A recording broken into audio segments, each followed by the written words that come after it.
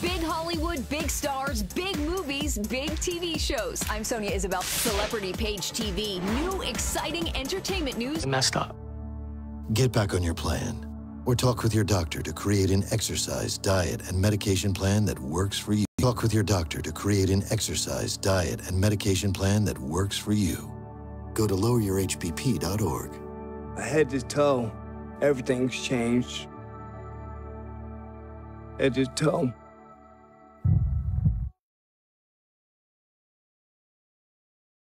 Us on the red carpet. It's no wonder that she's on this month's cover of Shape magazine. Beauty and lifestyle editor for Shape magazine, Dee Dee Gluck, is dishing the details from Mandy's interview. Dee Dee, tell us why you chose Mandy Moore for your cover. Mandy Moore was chosen as our January-February cover star for Shape because she's a dynamo.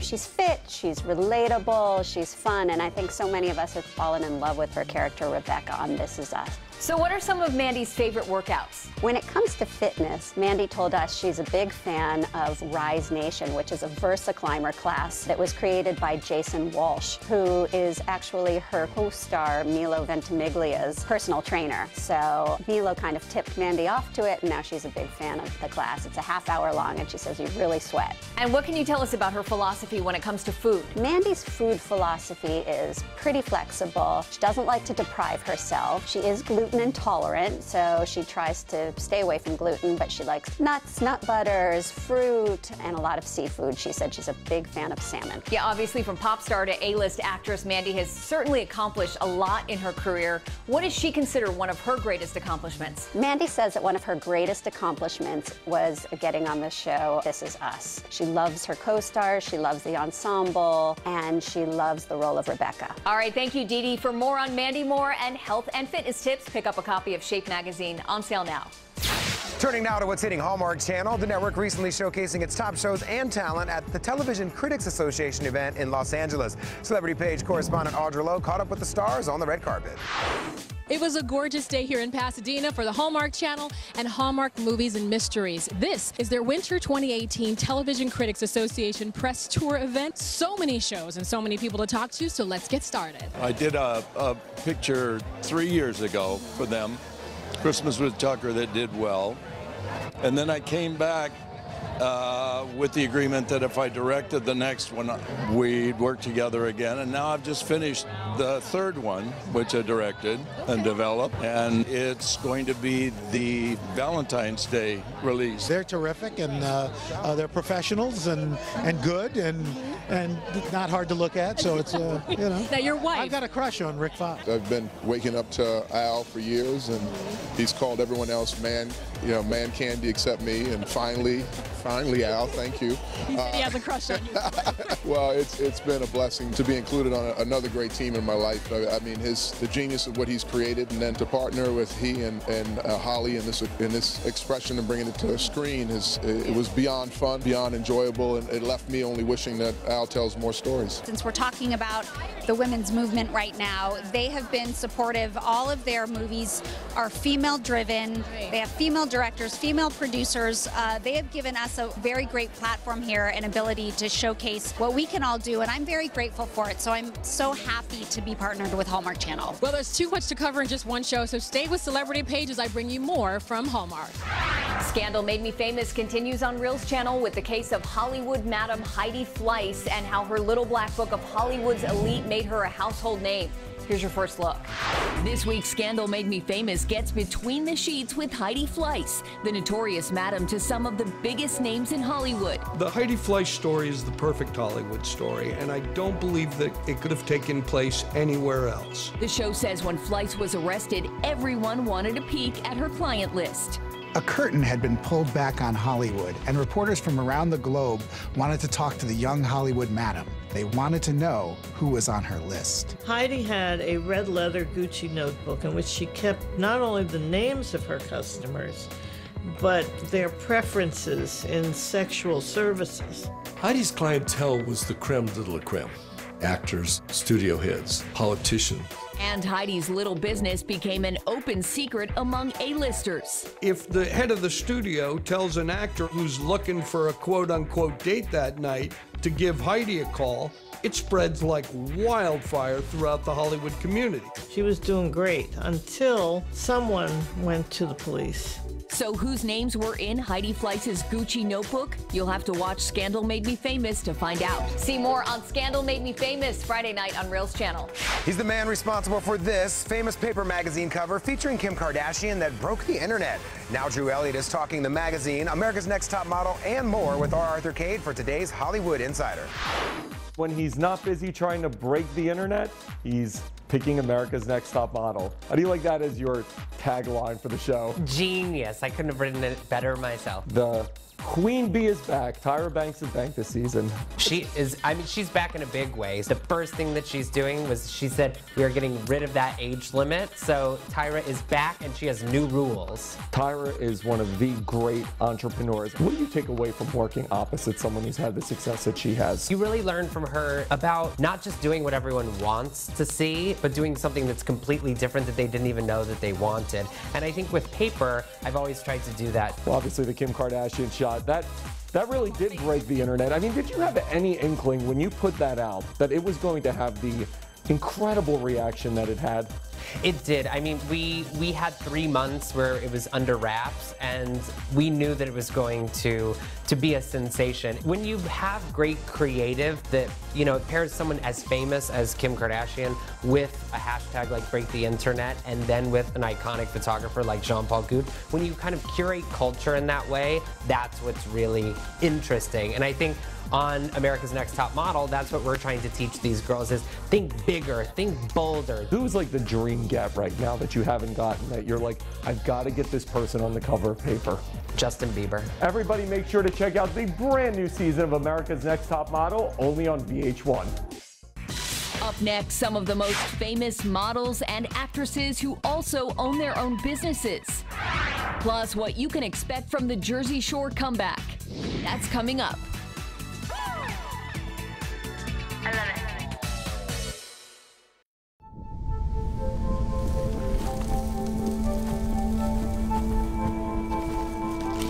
Eva Marie smoked 12,000 packs of cigarettes over 15 years.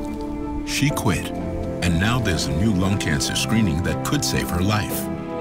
You stopped smoking. Now start screening. No matter how much you smoked, early detection could save you. Talk to your doctor or learn more at savedbythescan.org.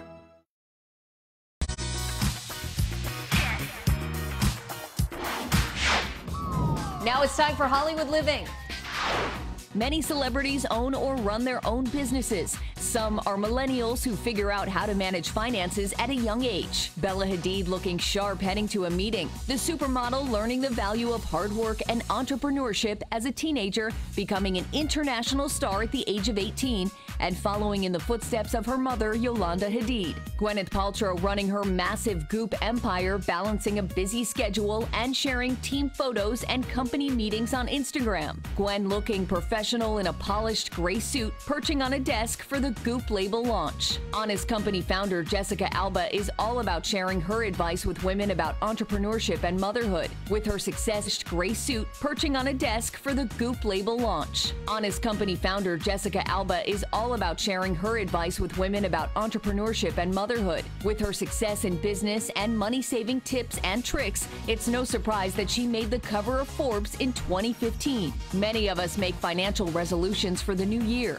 Turbo, a new financial app from the makers of TurboTax, conducted a study which found that a majority of millennials are stressed and overwhelmed by their finances. Taking control and finding out where you stand financially is easy with Turbo, a new app that gives you a full holistic financial health profile, including your verified IRS-filed income, your credit score, and your debt-to-income ratio. A lot of people know about their credit scores, but less than half feel like it's a good indicator of their financial lives. The debt-to-income ratio gives you a better understanding of where you are financially and how much debt you can actually afford to take on. Turbo is available in the App Store or on myturbo.com.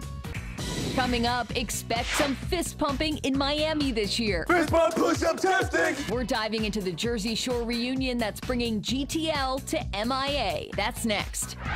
Coming up tomorrow, Celebrity Page brings you celebrity deals. Now you can get the same beauty products and the hottest new accessories that keep Hollywood looking good at chictreat.com, all for a deep discount. Be sure to tune in because these amazing products will go fast.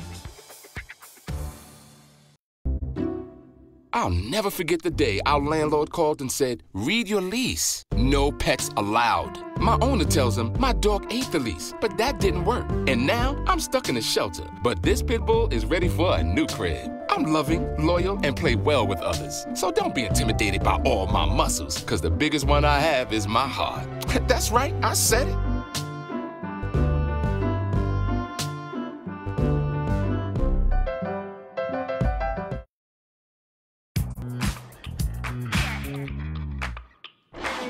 Welcome back to Celebrity Page. We've all been anxiously awaiting the rumored return of the Jersey Shore, and now we have exciting new details. Yeah, that's right, James. The Jersey Shore cast is reuniting. Fans can officially look forward to seeing the Rowdy Bunch together on a family vacation in Miami. But now that the crew is all grown up, will there be more to life than gym, tanning, and laundry? We're finding out in our Inside Story. I love Miami this time of year. America's favorite fist pumpers are back. MTV recently announcing the famous Guidos and Guidettes will be returning to the network this spring for the new reality series, Jersey Shore Family Vacation. Yeah, yeah. Snooki, JWoww, Pauly D, Mike the Situation, Dina, Ronnie, and Vinny are headed to Miami yet again, nearly 8 years after the crew took over the 305 back in season 2. One castmate who won't be returning is Sammy Sweetheart, presumably to avoid her ex-boyfriend Ronnie and all the memories that come with the last time the couple was in Miami. No, I don't give a Leave me alone. Have a great time in Miami because we're gonna be done. And although members of the cast have since started families of their own, this family vacation will just consist of the 7 tan roommates who we already know and love. Old days. Jersey Shore family vacation coming to Miami soon. Yeah, buddy. Oz the Great and Powerful. Actor James Franco has done whatever it takes to shine in the Hollywood spotlight. This is Hollywood Uncut James Franco. James right here!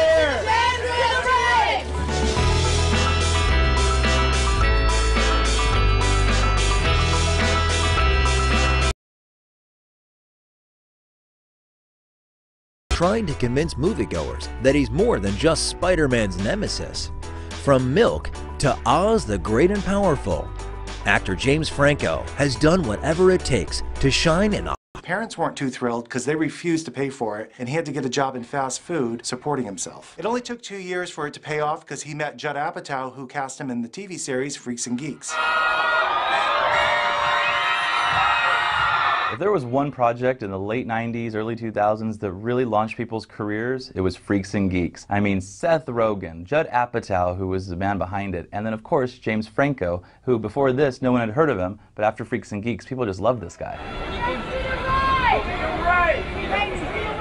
Freaks and Geeks was a television series, a very short-lived one, but it was very important in James Franco's career. At the time, James was young, he was inexperienced, and even he will admit that he wasn't exactly a team player. He said that maybe he would eat a banana in the background when he was in a scene when somebody else was talking just to steal a spotlight from them on purpose. The James Franco that we know today, the guy who's always making literary adaptations as his little movie projects, he was actually reading that literature even back then, because cast members recall that he was reading James Joyce and Dostoevsky in between takes, and when they would walk past him, they would actually grab the book from him just to see if he actually did turn the page or if the book looked like it was being read, and indeed it was. Thank you.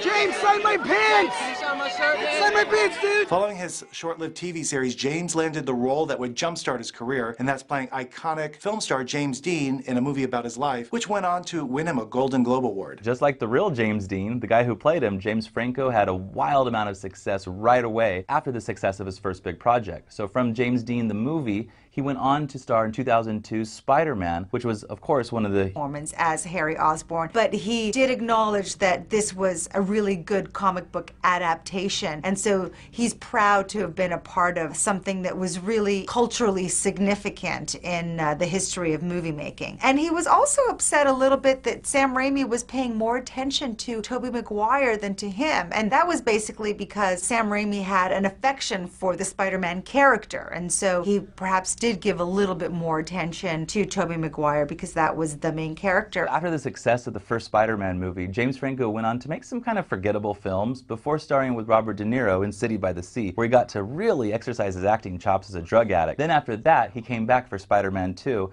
Sam Raimi once again brought this guy back to play a really memorable role opposite of Tobey Maguire in the hit comic book movie. I think that's the secret of Spider-Man. The first one and the second one, they really took time to develop all the characters and give Peter Parker's world away from Spider-Man a life of its own. And you know, it's a touching story, and I think that's why Spider-Man's the best comic book movie around.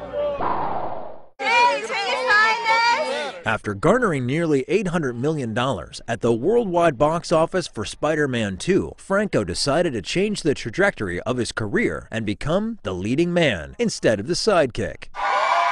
James Franco's offers were left and right, but he decided to go with this period romance film, Tristan and Isolde, which most people don't even remember. Certainly the box office doesn't. Tristan and Isolde was part of James' filmography that he would like to forget. James admits that at that time, he was trying to run his career as a careerist, which are his own words, rather than somebody who was a creative person. So he thought that those films that he did at that time were movies that he should have done because they would have taken him in a certain direction. In the case of Tristan, it would have been showcasing him in a sort of like a romantic lead, which at that point he hadn't done. For the film, he learned horseback riding and he did sword fight training for 8 months. And then in the end, with the film not doing well, it's one of those projects that he'd like to sweep under the carpet, along with Flyboys. Flyboys, again, James loves to do the advanced preparation. Here he went out and he got his pilot's license so he could actually learn to fly and make his character even more believable. I just had some time on my hands, and you know, when I signed on, Tony Bill, the director, he's a big pilot, and took me up in his plane, Marchetti, which is a single prop plane, but it's like a military trainer plane. Goes pretty fast and can do a lot of tricks. And, you know, it was the first time I'd ever been in a single prop plane, and got on the runway. He said, "All right, you're taking off." I loved it. It was a thrill. Though Tristan and Isolde, Annapolis, and Flyboys were flops at the box office, he did continue to book film roles, and he also went back to school, and at the same time, he starred in the third installment of Spider-Man. In this movie, he finally gets to act on all the planning he's been doing in the first two movies. You know, the first two films, Harry broods a lot, and finally he gets to act on his feelings and really go after Spider-Man. By 2007, in his third Spider-Man film, James Franco was sort of in a stuck position because the only movies that he made that are really memorable and successful were these huge blockbusters about a comic book character, and it might not have been the direction he wanted his career to go in. Some of the smaller projects that he chose were pretty forgettable. Listen to me! I didn't kill your father! Spider-Man 3 was James's showpiece of the entire Spider-Man trilogy. He learns that his father was the Green Goblin, who was the evil character in the previous film, and as Peter Parker's best friend and sometime rival, here Harry becomes the film's main villain. You know, it's not exactly what you expect, is it? I mean, Harry is a villain, but he also becomes more of a good guy at one point in the middle, and he reverts back to the old Harry that was not influenced by his father. What he would have been like had his life not been ruined by his father. When we come back, James reaches a turning point in his career on Hollywood Uncut. James Franco got his career back on track when he starred in the comedy Pineapple Express with his producer Judd Apatow.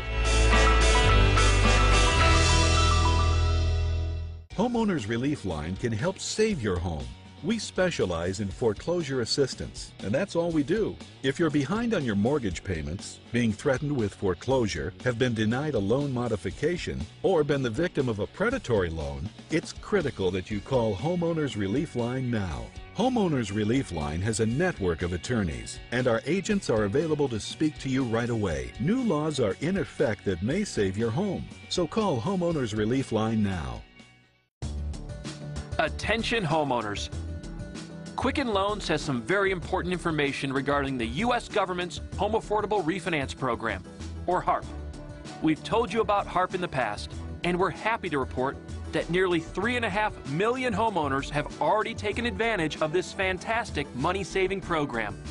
But there are so many more of you who could be saving hundreds of dollars every month on your mortgage. Quicken Loans is here to help you save your money. Why Quicken Loans? The home loan experts at Quicken Loans fully understand the HARP guidelines. We'll work with you to understand your specific circumstances and strive to find the financial solution that's best for you. Then we'll guide you through each step of the mortgage refinance process to make sure that it's both simple and easy. And for 8 years in a row now, J.D. Power has ranked Quicken Loans highest in the nation in customer satisfaction for primary mortgage origination. And for the 4th year in a row, they've also ranked us highest in the nation for mortgage servicing. If you're not familiar with HARP, it's a U.S. government program designed specifically for homeowners who have little or no equity. A great feature of the HARP program is that most HARP refinance loans do not require an appraisal, and there are fewer income verification requirements. That makes it simpler, easier, and even faster. And even if you applied for a HARP loan in the past, new guidelines mean that you now may be eligible. Give us a call and we'll give you a Quicken Loans mortgage review.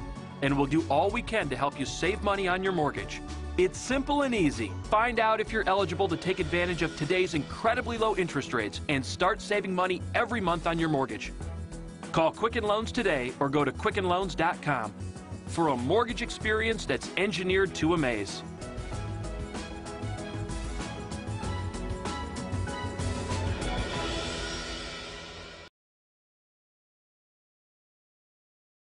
First impression, my way in. But can my resume show you how I truly stand out? Like that I was studying, going to night school while working 2 jobs just to help my parents pay for groceries. Or being the first one to always step up. No, that's something you just can't put on paper. Look beyond the resume and discover new ways to develop great talent that is dedicated, hardworking, and determined like me.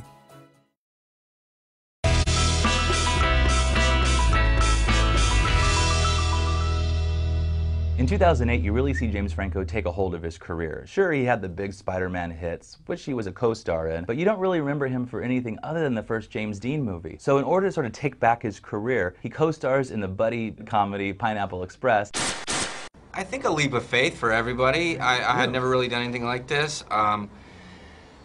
Judd asked me if I wanted to work with them, and then I assumed that I was going to play Dale, and I think it would only be, you know, Judd and Seth, who I guess have known me for a while, who would say, you know, give me the opportunity to play a role like this. The movie reteamed him with his producer, Judd Apatow, and not only was it a different light that we saw James Franco, but this comedy role really paid off both at the box office and with audiences. It earned him his 2nd Golden Globe nomination. Even though he didn't take home the Golden Globe, he landed a really great role, and that's in the drama Milk. Milk marked a turning point in James Franco's career. Up until that point, the films that he did, Annapolis, Flyboys, didn't do well at the box office. By starring in Milk, he regained that credibility that he had earned earlier on and then lost it. Working with Sean Penn, who ended up winning a Best Actor Oscar for that role. For James to be associated with something that was so critically acclaimed and so award-winning marked a really important point in his career. Ladies and gentlemen, Mr. James Franco. Franco was determined to go back to college while still maintaining a film career. He signed up for smaller roles in order to keep his workflow balanced. It seems like there's no end to the diverse roles that James Franco is offered. He plays a cameo role in Date Night with Tina Fey and Steve Carell, and then stars opposite Julia Roberts in this huge, broad biopic about Elizabeth Gilbert's book, Eat, Pray, Love, and he's the total romantic figure in it. After Franco made some good decisions, he sets himself up for real success in 2010 by choosing 127 Hours. With some credibility restored with The Milk Project, along comes 127 Hours, a film directed by Danny Boyle, who was hot off Slumdog Millionaire. Franco prepared for the role by Seth Rogen in The Green Hornet. Then he went on to play another stoner role in Your Highness. While he had success in both Freaks and Geeks and in Pineapple Express, this movie did not turn out too well for him. The movie not only starred Danny McBride, but it also starred Natalie Portman, who was fresh off her Oscar win from The Black Swan. So Universal had high hopes for this film. It cost $50 million to make, but only took in $25 million at the box office. Natalie, I guess, is the one thing that brought some legitimacy to this movie. Everything else is pretty raunchy and lowbrow, but Natalie is the one thing that is a little classy. James Franco is known for a lot of things. He's known for trying all sorts of different things, from going back to college as an adult to being an artist and poet, a writer, an actor, and he's also known for not taking himself too seriously. And that seemed like maybe where the choice came from to make Your Highness, his follow-up film, 227 Hours. Not the most logical choice by most viewers' standards, but certainly one that underscores this notion that James Franco laughs at himself first. Following the big flop of Your Highness, he decided to take on another high-profile film, this time a remake of The Planet of the Apes. When James Franco decided to make another reboot of The Planet of the Apes, this time called Rise of the Planet of the Apes, he had to know that was a big risk. Mark Wahlberg tried and basically failed just a few years before. So the fact that he was willing to try and then turn it into such a success, it means a lot in Hollywood. There's really nothing that's been done like this, where you have a computer-generated character that is so realistic and has, in addition, an inner life that is created by an actor as great as Andy Serkis. And it's new, it's fresh. James loves to create his own material, direct, produce, stuff like that. For Planet of the Apes, he was strictly an actor for hire. He read the script, thought there was great character development, decided to come in and be the actor for hire. His character was supposed to die, but not too long before the film opened, the studio decided to reshoot and make his character live. At that point in his career, James had come off of hosting the Oscars, which was a disastrous experience. He was panned across the board. And so after that, the next project he had coming out was Rise of the Planet of the Apes. So he thought the critics were going to hate it because he thought the critics hated him. But, you know, critics or no critics, didn't really matter. The audience went to see this film. The franchise itself proved to be very popular, so it didn't really matter if it was James Franco in this role or not. People wanted to see this sort of reinvention of the franchise. It's like the original in its approach, in the sense that the 1968 original film with Charlton Heston was using the cutting-edge technology of its day. Those masks, you know, were very realistic at that time. Yeah, they were. Nothing had been done like that before. But over time, audiences, you know, tastes become more sophisticated, and they are less accepting of those. But the other phenomenon that happened is then those masks start to take on a campy quality and become appealing for that reason. If you're going to make a new one, then use the cutting-edge technology of today, which is, you know, computer-generated creatures. Coming up, has James hit the peak of his creativity, or has his artistic endeavors just started? Find out on Hollywood Uncut. I think that he really decided to do what he wanted with his career. Are you getting the most out of your Medicare plan? Are you sure? Many people with Medicare are eligible for plans that include extra benefits in addition to those found in original Medicare. Benefits like dental, vision, and prescription drug coverage. Call now to see if you're eligible to enroll. The consultation is free with no obligation to enroll. In addition to hospital and medical coverage, At no extra cost, you could also get coverage for prescription drugs, dental, hearing, vision, and more. In many areas, plans with benefits are available with $0 copays for many services, $0 monthly premiums, or $0 deductibles. That's hospital, medical, prescription drug, dental coverage, and more included in one plan with premiums that may be as low as $0 a month. Call now to see if you're eligible to enroll. The consultation is free and there's no obligation to enroll. Call 1-800-520-1899. That's 1-800-520-1899.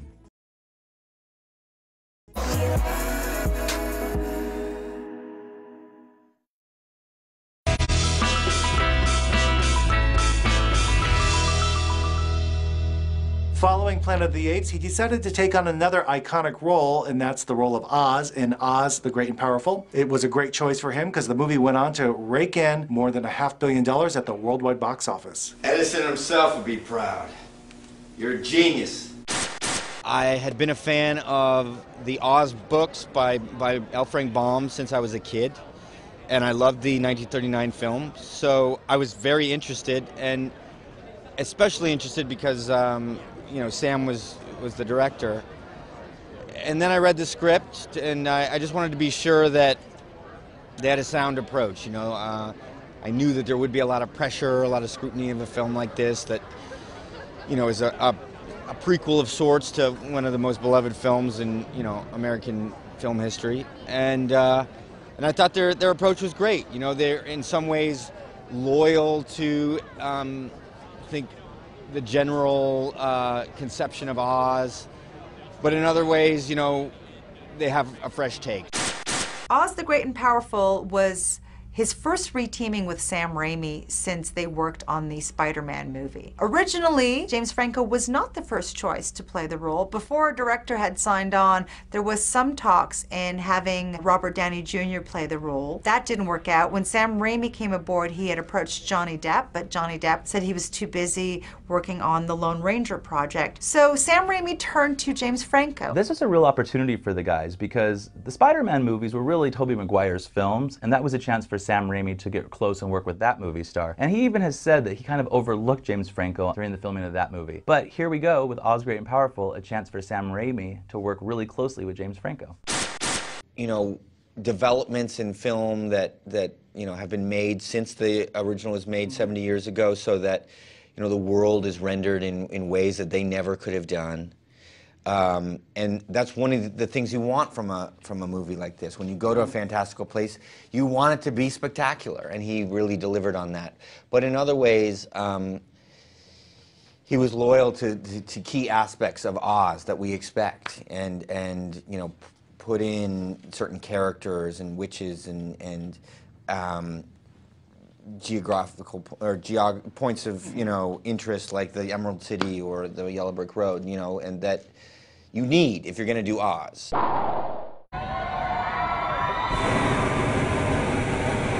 Following the success of Franco's G-rated family adventure, he teamed up with Disney sensation Selena Gomez to make a rated R film. Once James Franco became a household name, I think that he really decided to do what he wanted with his career. I mean, the guy has done everything from appear on television soap operas to host the Oscars, and he makes small movies like Spring Breakers. Sometimes you wonder, is he just doing it for the teeth bling? Because the truth is, it's hard to know why such a big movie star would take such small roles, especially when they're not in sort of critically acclaimed small roles.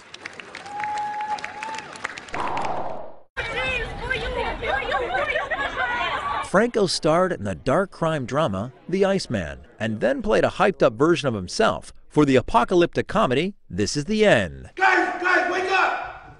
Danny's alive! He's eating all the food! You know you've made it in Hollywood when you can play yourself in a big motion picture. And that's what happened with This Is the End. All these buddies, real life buddies, got together. Seth Rogen wrote this script for James Franco to play James Franco. And the interesting thing about This Is the End is that the character James Franco plays is playing the perception of him in reality, which is this sort of overly artistic, multitasking douchebag. Look at his next project, As I Lay Dying, which he took to the Cannes Film Festival. Franco adapted the screenplay. He also stars in it, directs in it. Maybe the critical reviews weren't great, but you gotta give the guy props for doing all that he does with one project. The project is based on a William Faulkner book, and James Franco said that Faulkner was actually one of the first authors he started reading when he began getting serious about literature. I've directed myself before, and I think what it taught me was how to look at myself objectively and to look at my performance as something in service of the larger movie and not at the performance in isolation. And so I don't have to be vain in that way. If I look bad, but it serves the movie, I don't care. And I really make an effort to just look at my performance as just one among all the other performances. Next, Franco signs on to star in a movie called Homefront. Now, this was written by Sylvester Stallone for Jason Statham to star in, and Franco takes on a co-starring role. It also reteams him with the Iceman co-star, Winona Ryder, and he's got a few good action scenes in the movie. He gets his butt kicked pretty bad by Statham. Still wrote the script, and it's a pretty basic story, just a DE agent who moves into a small town to kind of lay low and spend time with his daughter. And it turns out that the town he moves into is basically a hornet's nest of, illegal activity, and I'm the ringleader.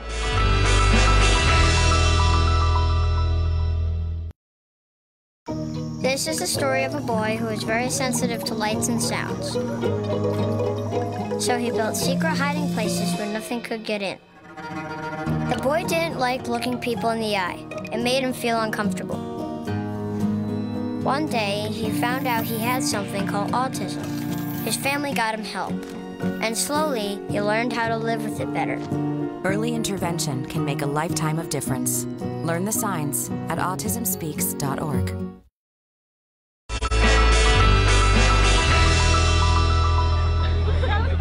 James Franco made it by being at the right place at the right time with the James Dean movie, having his looks and talent resonate with a ton of people right away so he could get that ultra cool supporting character part in the Spider-Man movies, and from that starting to get tons of calls in Hollywood. James Franco is an actor who, besides having the requisite good looks that Hollywood requires its leading men to have, this is a man who can easily go from drama to comedy. This is also someone who is highly creative and doesn't necessarily feel a need to be part of the Hollywood system. He's just as comfortable being in it as he is being outside of it. James Franco is a really unique actor in Hollywood, and I think that's kind of what makes him successful. He's a little eccentric, but he's very artistic. He really cares about what he does. Is that my Mickey Mouse?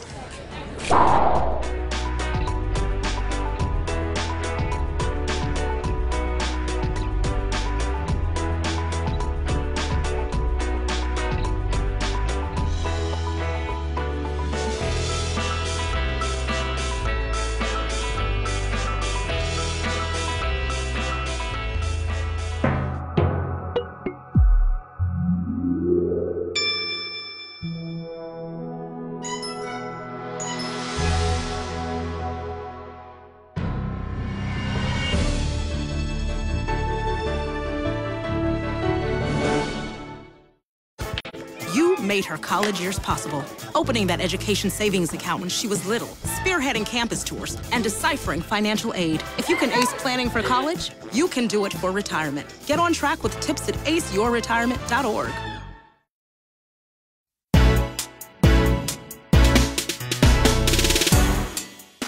If you think the cast of Bravo's reality hit Vanderpump Rules learned from their past mistakes, think again. The rowdy restaurant crew is not letting marriage or maturity get in the way of cheating, breakups, and makeups. But season 6 is garnering some new accomplishments for the cast. We're getting a closer look with Tom and Katie Schwartz. I love that we're still getting, we're still getting love from this. Like, even on the street now, I'll be walking down the street and be like, congrats on the wedding. It's like, oh my God, it's like a year ago. But I appreciate it, yes. And I'm happy to say we're still married. I now pronounce you husband and wife. I never thought growing up that I would get married and it would be on TV, but I felt like because we for so many years have been giving so much of our lives and shared so much of our relationship and ups and downs with the audience that when it came down to our wedding, like we wanted to share that. You know? We owed it to. I feel like we owed it to the fans. I think we forget that we're on a show that's like popular, because sometimes when you go places still, like I get caught off guard when people recognize this, which is pretty often and pretty much almost anywhere. If someone wants to tell me what the is happening, that'd be cool. It's something I don't think any of us are conscious of on a regular basis. None of us have big heads. We all come from humble beginnings, and well, most of us. Yeah, there's a few egos in the mix, but like, yeah, I mean, I don't know. It came out later in life, and it's not something we really think about too much. Not to try to sound like, you know, extra humble or anything, but we really are. Yeah. Paddington Bear is back, and this time he's facing a whole new set of troubles thanks to a new villain played by Hugh Grant. Celebrity Page movie correspondent Scott Carty and a very special co-host caught up with the award-winning actor for a closer look at his role in the film. Sonia, Paddington 2 is a ton of fun for families, and you know, I went to go interview the stars, but I got shoved out of the way by my son. Come on, Ethan. You can do it. If we're kind and polite, the world will be right. Are British kids more polite than American kids? Mine aren't. Mine are horrible. One of my sons, 5, I showed him the film with about 100 of his friends. They all loved it. They were going nuts. But he just sat there next to me saying, "Why are you in it so much?" I think the key thing about all children is that they're lovely when they're not around their parents. So they give their parents grief. That is absolutely true. Yeah, and then they're charming too. You keep hearing stories about how marvellous your children are. Yeah. What? Is it the same kid who lives in my house? Yeah. No. Of course, with my advice and counsel, he went for the hard-hitting questions. Am I making you two guys nervous right now? Yeah. You can't really handle children. No. We also tried to get a little bit of schoolwork in, you know, some science. Is it scientifically possible to create a hot air balloon out of tablecloths?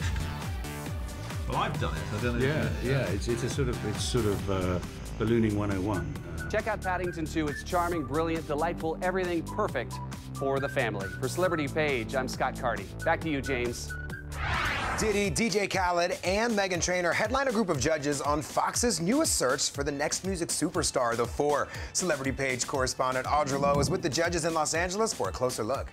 How happy are you to see the show finally coming together? I mean, it's nothing like premiere night, and it's so exciting. It's game time, and I'm just excited for the world to see it. Yeah. Are you tough, or are you kind of understanding when it comes to the contestants? I'm love. Okay. I'm love, and in order to be loved, you have to be honest and truthful, because it's about inspiring people, but also telling them the truth and giving them the tools for what they need to go further. How much fun has it been working on this show, especially with the panel that you've got?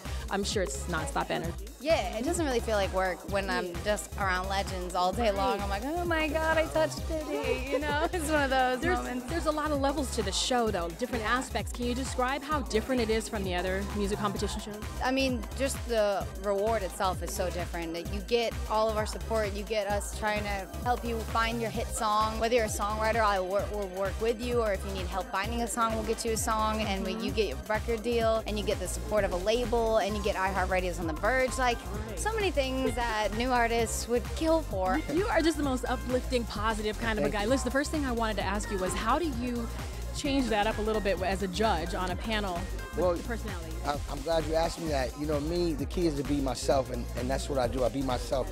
And to answer your question, don't take my kindness for weakness. Take my kindness for greatness. So I will push you to be great. I will push you to be better, and I will keep you focused. Now for a movie that's hitting theaters this week, a game of cops and robbers unfolds in Den of Thieves, starring Gerard Butler, 50 Cent, and Pablo Schreiber. Celebrity Page senior correspondent Arthur Cade is getting a closer look with the cast. If I was an actor, this is the type of movie I'd want to make. Shoot guns, have fun, connive around people. Pretty cool, right? Kid's dream, man. How much training do you have to go through to actually shoot these things? Oh, yeah, we went through a fair extensive amount of training, 2 weeks worth. Yep. 2 weeks worth of training, special forces. And, you know, it was a couple of early mornings, and I'm not really a morning person, but when you get to shoot a huge gun, how could you complain? You found a way. Oh, I'm O'Shea. I'm just the driver. I'm just the driver. Yeah, they gave me my little chest pistol the whole movie. I just wanted to know, when do I get my big one? One of the things I love is in this movie you have no idea who really is the good guy and who really is the bad guy. When you get to do a movie like that, what do you hope the fans take away from that experience? I hope they're excited by it. You know, legitimately, this movie will, I think, keep you on the edge of your seat until the very last frame. O'Shea, your father, I grew up listening to him. Coolest dude ever. And to see what he's accomplished from an entertainment standpoint is just incredible. What have you taken away from being his son and seeing what he's been able to do? Oh, that's the best coach I've ever had, because eventually, you know, we'll get to a point where we meet each other in a film, you know, and that's the real fun part. So I know once I get him in my corner and we have a nice little tag team movie, we'll be unstoppable. Pablo, for you, to see how your career has flourished, where would you like to see your career keep moving? Well, I have, I'm doing a movie with Dwayne Johnson called Skyscraper, and then I'm in a movie called First Man with Ryan Gosling that comes out in the fall. So just keep pushing. The feature stuff obviously is treating me well. I want to keep working with, the best people that I can and keep telling the best stories that I can. From family comedies to serious dramas, ABC has something for everyone. I'm with the stars of the network's top shows for a closer look at what we can expect this year. I love you guys. You know, Mom. I think everybody loves having done this show for 9 years. We're excited to see how it ends. We don't know. It's going to be an hour special, so I won't know till we go to the table read the week before what's going to happen. While fans say goodbye to beloved show The Middle, another fan favorite is coming back for its 6th season. Ah! It's a sexy ghost! The stories are so ridiculous and true and gross and cringeworthy that everybody looks at us and says, well, we're not that bad. From one family to another, new show Splitting Up Together takes an interesting spin on divorce. We split up, but we have to live together because we can't afford to sell our house. So one person's in charge of the kids and the other person gets to live the single life in a garage apartment. We still have to co-parent and we still have to take care of this house together, even though we're no longer technically a couple. Speaking of new shows coming this spring, Grey's Anatomy launching a spin-off. Unfortunately, the cast is pretty tight-lipped on the details. They're firefighters, but we can't tell you too much, so you watch and you get engaged and you want to see the next episode, so the less you know, the better the experience will be when you're watching. As far as experiences go, few shows give viewers as much of a ride as Shark Tank. It's the American dream. The guy or girl's got an idea, we fund it, and it's about creating value for them, their family, their friends. And that's what I like to do. And more on politics. Designated Survivor returns next month with a twist in the story. We are at the end of episode 10 where somebody dies very tragically and suddenly, and you're going to see how that affects everybody in the White House. Check out these hit shows coming, going, and returning to ABC.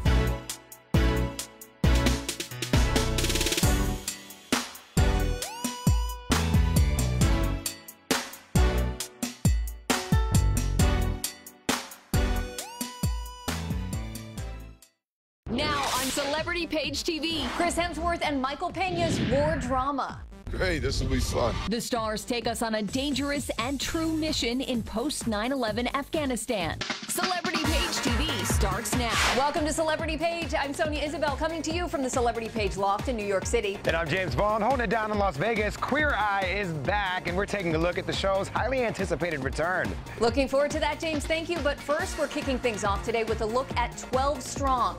The war thriller starring Chris Hemsworth, Michael Peña, and Rob Riggle tells the story of the real-life American heroes who went on a dangerous mission in post 9/11 Afghanistan. Senior correspondent Arthur Cade is with the cast at the big premiere. 12 Strong is the heroic story of the first 12 horse soldiers to arrive in Afghanistan right after 9/11. I'm chatting with Chris Hemsworth and the incredible cast about their terrific movie. It's one thing to play Thor, but when you get to play real-life heroes like the ones you do in this movie, talk to me about that experience and what it means to you. Yeah, a whole different pressure. A lot of sort of anxiety and trepidation coming into it, you know, knowing the responsibility we had to portray these guys, do the story justice, do them justice.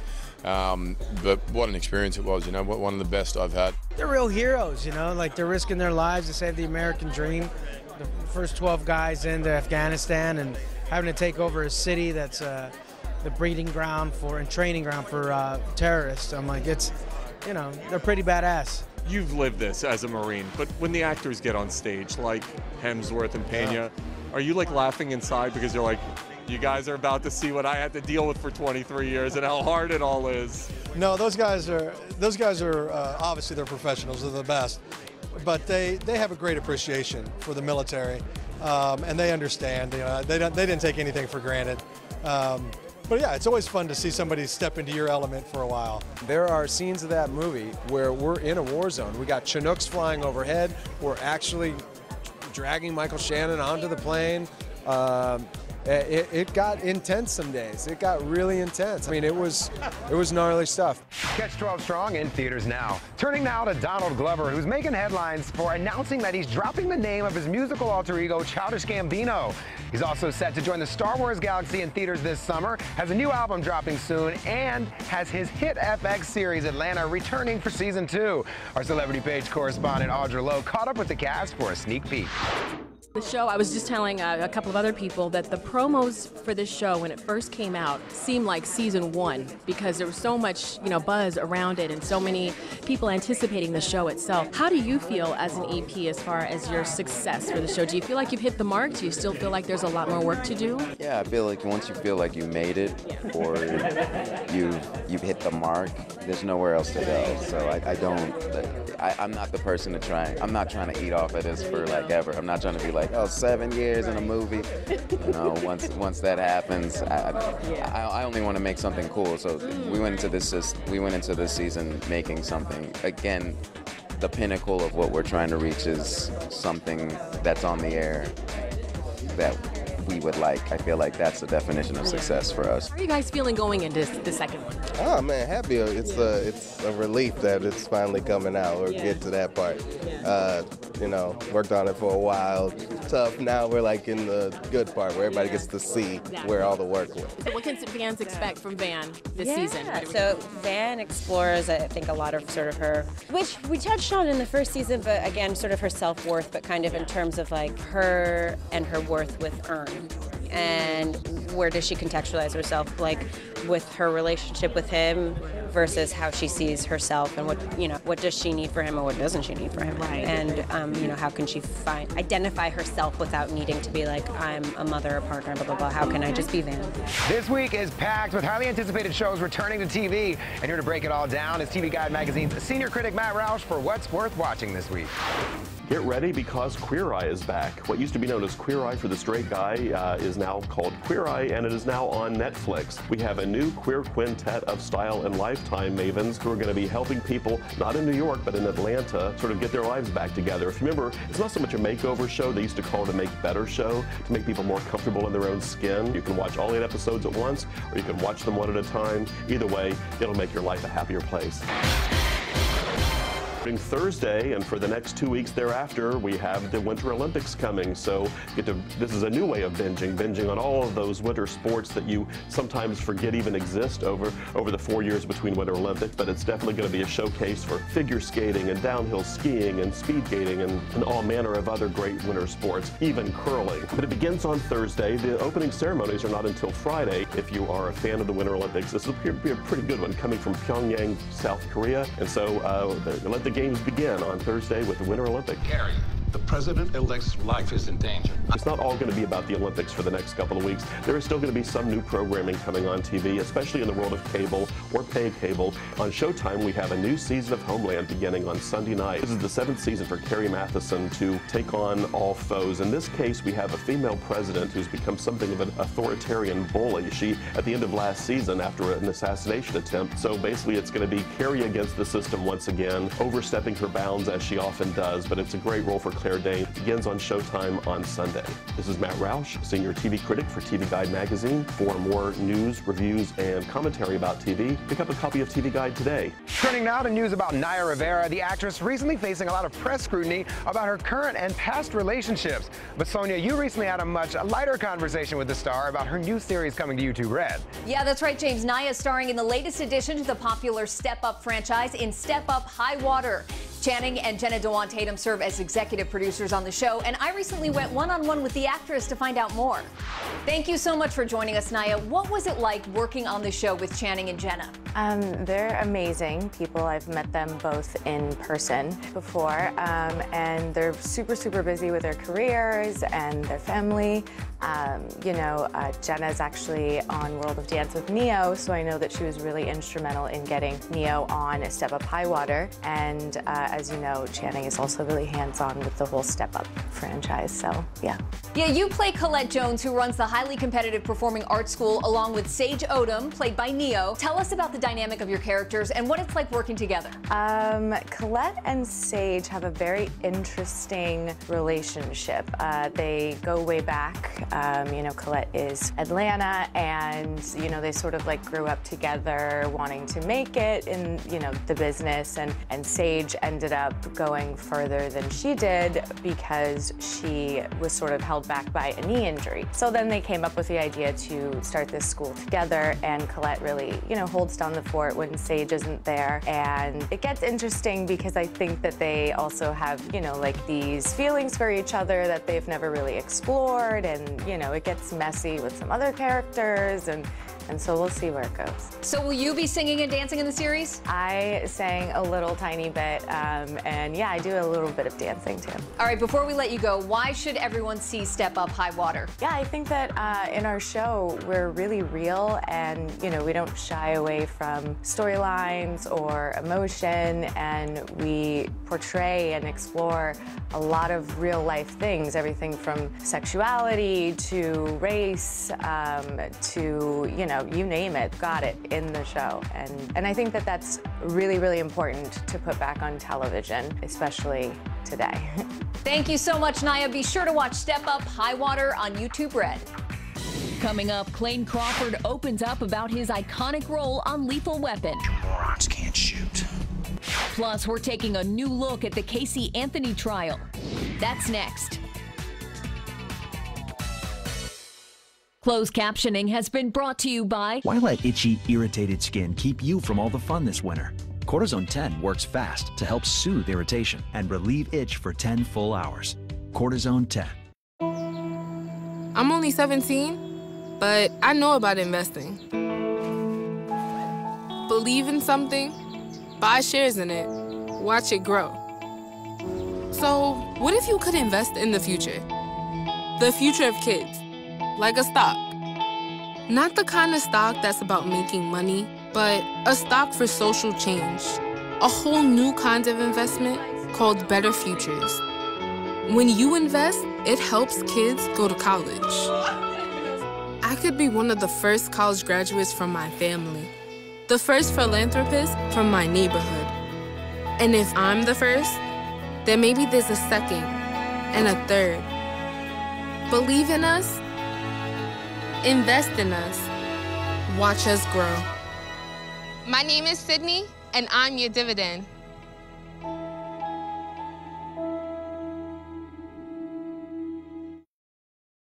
This segment has been brought to you by... When back pain slows you down, trust the Icy Hot for powerful relief. The Icy Hot patch goes on icy to dull pain, hot to relax it away. So you're back to full speed. Icy Hot, power past pain. Welcome back to Celebrity Page TV. We're well into season 2 of Lethal Weapon on Fox, and Clayne Crawford continues to redefine the iconic role of Riggs. Arthur Cade is finding out where the actor finds his inspiration in today's Hollywood Insider. Clayne Crawford, Lethal Weapon, season 2. That means you did something right in season 1. Congratulations. I don't know if we did anything right, but maybe they just haven't caught on yet. When you take on a character like Riggs, a character, when you say that last name, people can visualize Mel Gibson's face. Your job now is, how do I make this my own? So I went into it and I just said, look, I'm going to forget everything I know about Mel, and I think he should have a mustache. I think he should have this crazy hair because he's such a mess in life.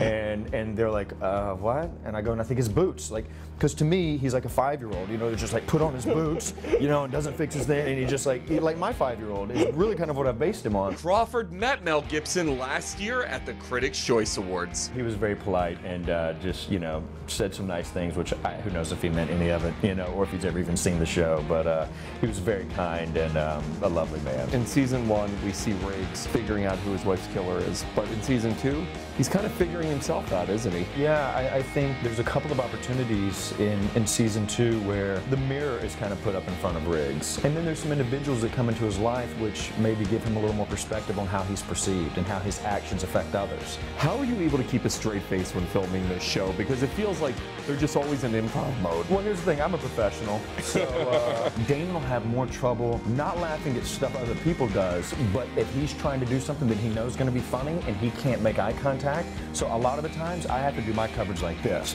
because if he stares at me and I look at him, that's it. Make sure to check out season 2 of Lethal Weapon every Tuesday, only on Fox. Scandal made me famous, heating things up on Reel's channel with an update on Casey Anthony, who was accused of killing her young daughter but escaped conviction. Here's your first look. This week's Scandal Made Me Famous recalls the disappearance of 2-year-old Kaylee Anthony, reported missing by her grandmother. They can't find my granddaughter. The show says the child had actually vanished a month earlier, but that her single mom, Casey Anthony, had not bothered to tell anyone. Casey was kind of like a mixed-up girl. She wanted her kid, she didn't want her kid. I don't know where my daughter is. What is that smell? I have no doubt that Kaylee's body was in the trunk of that car. Reel's calls on experts to recall this shocking discovery. Kaylee's dead. Nothing can bring that poor girl back. And when police learn how Casey has been spending her time while her daughter is missing, Casey was a party girl. She becomes the prime suspect. She's a liar. Everything she says so far has been proven to be a lie. It's mind-boggling to think that anybody could do something, to their child. Scandal Made Me Famous says the beautiful 22-year-old mom is soon arrested for murder and becomes the center of a media circus that became the social media trial of the century. Her story was perfect for media attention. They tried this case in a way that left more questions than answers. She's the only one that has those answers. So did Casey Anthony really kill her daughter? The answers are waiting in Scandal Made Me Famous. See more on Scandal Made Me Famous Friday nights on Reel's channel. Thank you, James. And still to come, the hot new trailer for Ant-Man and the Wasp. Also up next. Up next, tips, tricks, and life hacks from mom and actress Tia Mowry. Plus, we've got your first look at Ant-Man and the Wasp. You gave her wings? That's coming up. Time for more hot headlines in the Celebrity Page feed. Justin Timberlake celebrating his 37th birthday along with the release of his new album, Man of the Woods. Jessica Biel sharing a pic of the two, calling her hubby a super hot dad. Katherine Heigl will be joining the cast of Suits for Season 8. The actress playing Samantha Wheeler, a new partner at the firm. Heigl revealing that she has always been an immense fan of the show. The final season of House of Cards is resuming production. The series now focusing more on Robin Wright's character Claire Underwood. Diane Lane and Greg Kinnear will also be joining the series finale.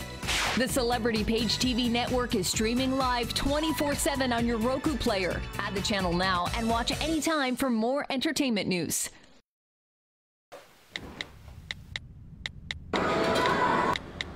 Birthday.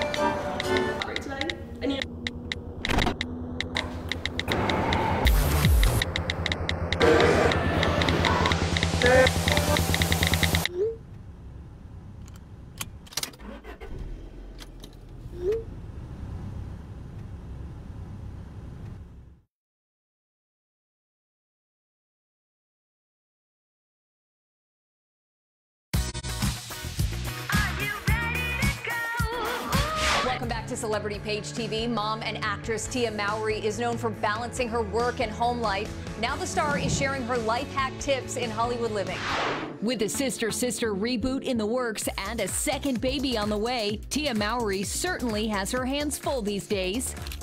The actress coming up with life hacks in order to have more time to enjoy life's precious moments. I am a busy working mom with an overwhelming schedule at times. So I'm always looking for ways to make my life just easier. Tia teaming up with Ford for the launch of their first ever EcoSport subcompact SUV, providing features to make life easier as a busy mom. What's great about the EcoSport is they have a built-in Wi-Fi system so that you can stream all of your favorite songs and you can make this long road trip an enjoyable one. Not only that, they have 10 B&O speakers. So it's like a party in the car. Another life hack that Tia shares is how to overcome the battle of lack of time with healthy meals on the go. One meal prep or hack in particular would definitely have to be my salad in a mason jar.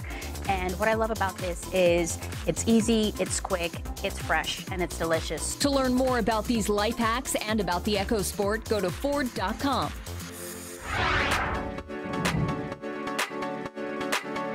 Hey everybody, we are at the gorgeous Grafton Hotel on Sunset in the heart of the Sunset Strip. Gorgeous place, gorgeous man I'm standing next to as well. I love him. Our James Vaughn is here. He's talking about some of the hottest products I'm obsessed with already, and this is my go-to guy anyway. Yeah, Audrey, I wanted to actually bring stuff to you today. We have some great stuff, including stuff that we just had in our Celebrity Page Grammy Party gift bag that the celebrities were taking home, but I swiped some for you guys, so get them while you can. I want to start off with Khaleesi facial sheet mask. They're infused with caffeine. Now they've also got argan kernel seed oil, they've got soybean extract, but the hero ingredient, again, it's organic coffee seed extract. Speaking of stuff that's gonna make you relax and go down, yeah, I see the bath bombs from Khaleesi. They got all these different scents. They smell really nice, but it's not an overpowering scent. Now these are natural, they're organic, they're suitable for all skin types. They're gonna cleanse and moisturize, and it would normally run $89.99 for this, but no, we're hooking you up just like we hooked up the stars. 50% off, $44.99. Not bad. This right here we gave out last night, a set of 5 Croton Manhattan crystal quartz watches right here. 5 of them. These crystal accents are around the bezel and the dial and different colored. These are leather straps right here. So you can pick what you want depending on the day.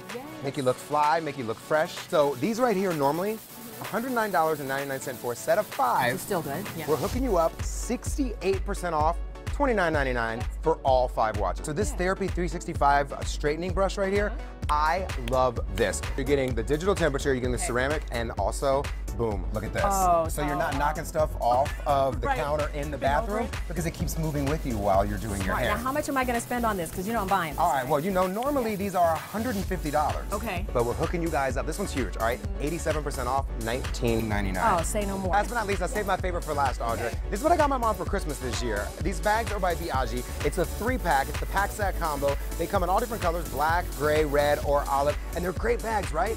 Fashionable, durable. They're so cool because those bags are right here. That's how small they get. $150 normally for all 3. We're hooking you up almost 70% off, $39.99 for all 3 bags. You can only get these deals exclusively at CelebrityPageShop.com. You better hurry because I'm getting online right after this because I'm definitely buying up a bunch of this. Thank you so much. Yeah, thank you. Hurry up before Audrey gets them. Coming up, we've got your first look at Ant-Man and the Wasp. You gave her wings and blasters. That's next. Coming up tomorrow on Celebrity Page TV, we've got Shea Wilbur for ChicTreat.com. I have some amazing stuff, including the smartphone-powered whitening system, 90% off, you guys. So if you want to get a head start, go to ChicTreat.com right now.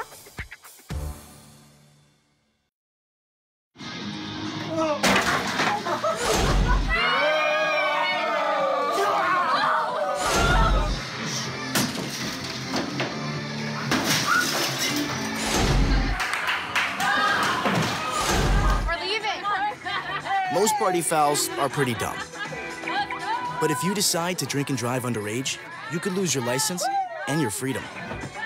Underage drinking and driving. The ultimate party foul.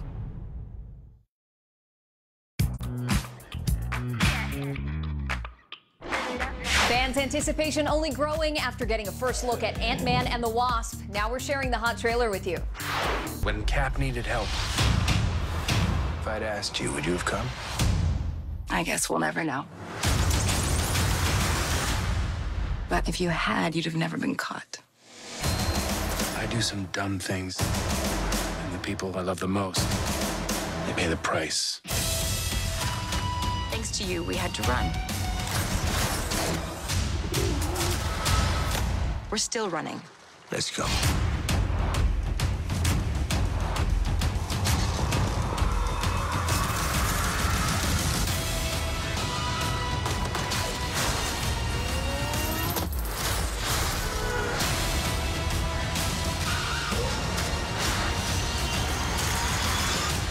Maybe you just need someone watching your back.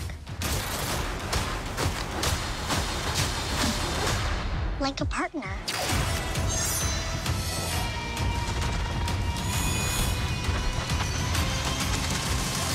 Hold on. You gave her wings and blasters.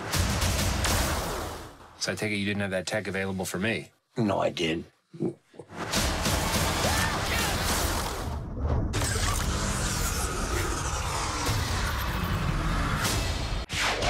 Ant-Man and the Wasp flies into theaters July 6th.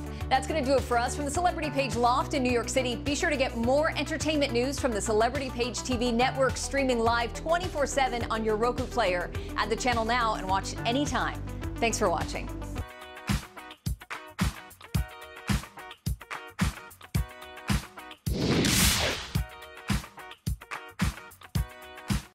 Bye-bye. Hi. Hoping for a crisp breeze to help keep you alert. Oh, he took a sip of water too. That'll probably help. You were probably gonna turn down the radio too, so you could focus, right? Probably okay isn't okay. Right. If you see a warning sign, stop and call a cab, a car, or a friend. I think the water line is what really drove it home. I blew on him. I'm Sonia Isabel. You're watching the Celebrity Page Network live 24/7, anywhere, anytime. Hello and welcome to the Hollywood News Report. I'm Natalie Storrs, your cinema guide for what's going on in movies today. We're getting Hollywood's hottest stars to give us an exclusive, in-depth look at their latest films. Join us as we capture Hollywood's A-listers behind the scenes and on the red carpet. Only on the Hollywood News Report, where news is entertainment and entertainment is news. Wait, can I do it again? Don't look at me, look at the camera. Okay. You're looking at me. Don't look at me. I know I'm talking to you, but don't look at me. Don't look at me. Look at the camera. You're looking at me again.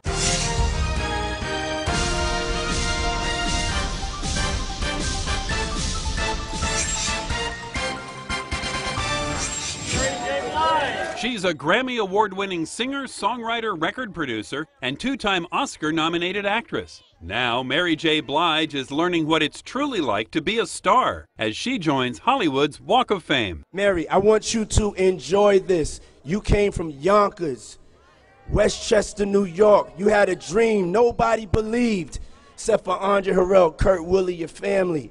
But nobody else believed. We was there in the office. Nobody thought it was gonna happen. They was like, nah, that's not what we doing right now. But we said, yo, this is what we doing.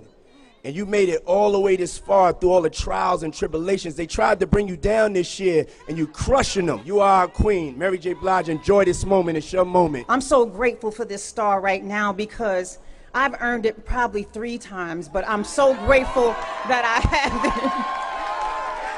I'm so grateful, and I say that with confidence and not arrogance. I say that because I know it now, and I know my worth, and I understand what this means. Thank you so much. When I was a little kid growing up in Yonkers and the projects, I had no idea that any of this was coming, and it just feels so good to go from this to singing, from that to singing for the president, to, you know, to getting a star. It's just, it just proves that, you know, if you just keep going and you just keep working hard, and things will happen, you know. Acting has really made an impact in this second chapter of my career because it's something that I really always wanted to do and that I've been serious about. I didn't just take the opportunity and just, you know, get lazy with it because I'm a celebrity and I can have the role. I really wanted to get serious about the craft.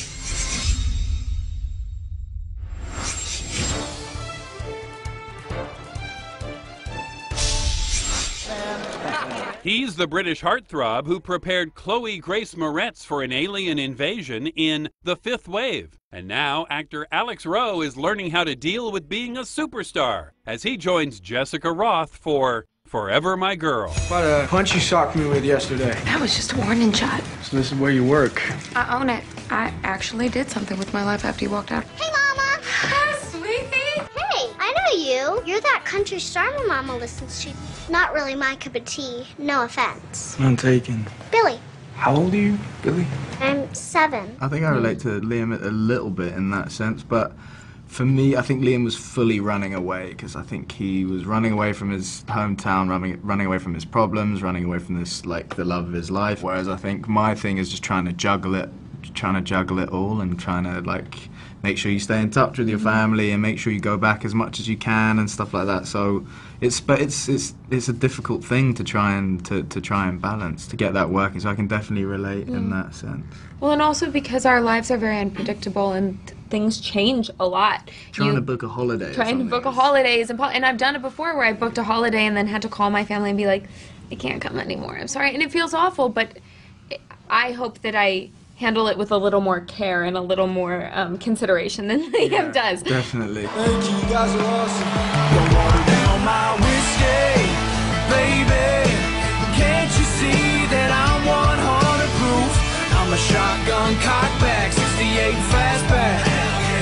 Don't water down my whiskey. It was daunting. I'd never sung before in public, really. The guitar, I'd kind of played a little when I was like maybe 11, 12. My mum bought me a guitar, but I never really showed any tremendous skill with it, so I never went to any lessons or anything. It was definitely a feat, but I just kind of listened to a lot of country music, worked with a guy called Brett Boyette, who's our music producer, and we kind of just tried to develop a sound for Liam, and it helped me get into the character, actually. You should come with us until you're comfortable with me and Billy spending time together, obviously. So you, me, and Billy?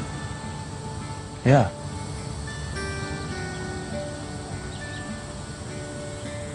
Nothing's gonna happen between us, Liam. I never said it was. I loved the thought of getting to play such a strong woman who isn't chasing after the guy. The guy has to come chase after her, and that's such a cool thing. What was it that Bethany said to you? She said, you don't call, you only call back. So that was like Josie's mantra all the time. But she's built this life for herself that's wonderful for her and her daughter, and when Liam comes back, she realizes that maybe there is something missing, but they don't need him, and that's, I think, such a unique story and a unique spin on a love story. I'm not sure how long I'm going to be here for. Hey, Liam, why'd you leave my mama? I was young. I got lost. But you found your way back now. When we come back, more from Hollywood's biggest films, only on the Hollywood News Report.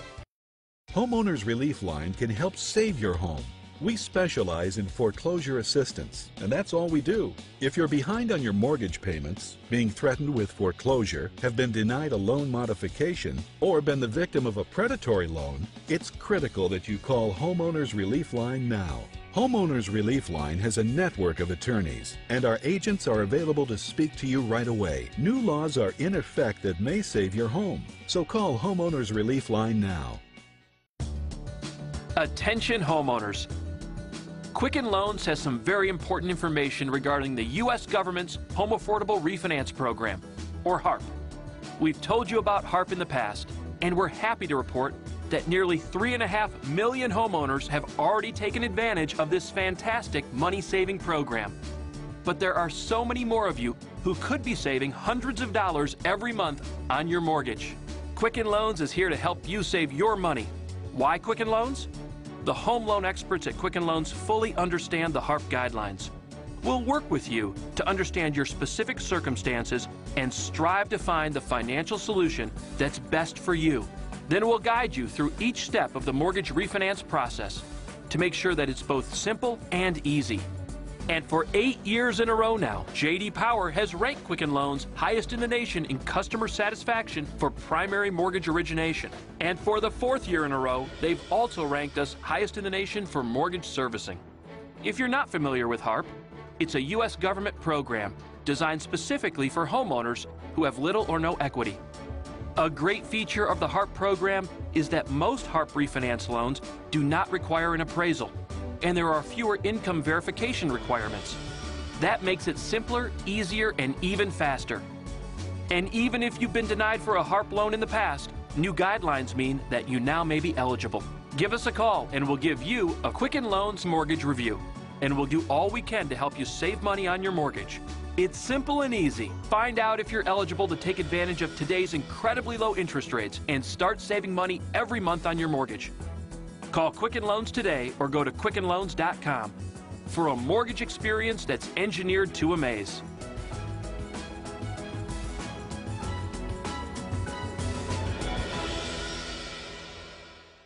Cost of family time activities getting you down? Hello.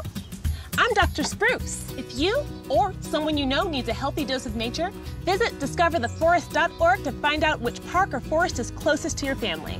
Acorns are not real currency, but that's okay because parks or forests are either free or super affordable. It's a truly economical way for the whole family to enjoy each other's company and bond beyond the confines of concrete buildings and rush hour.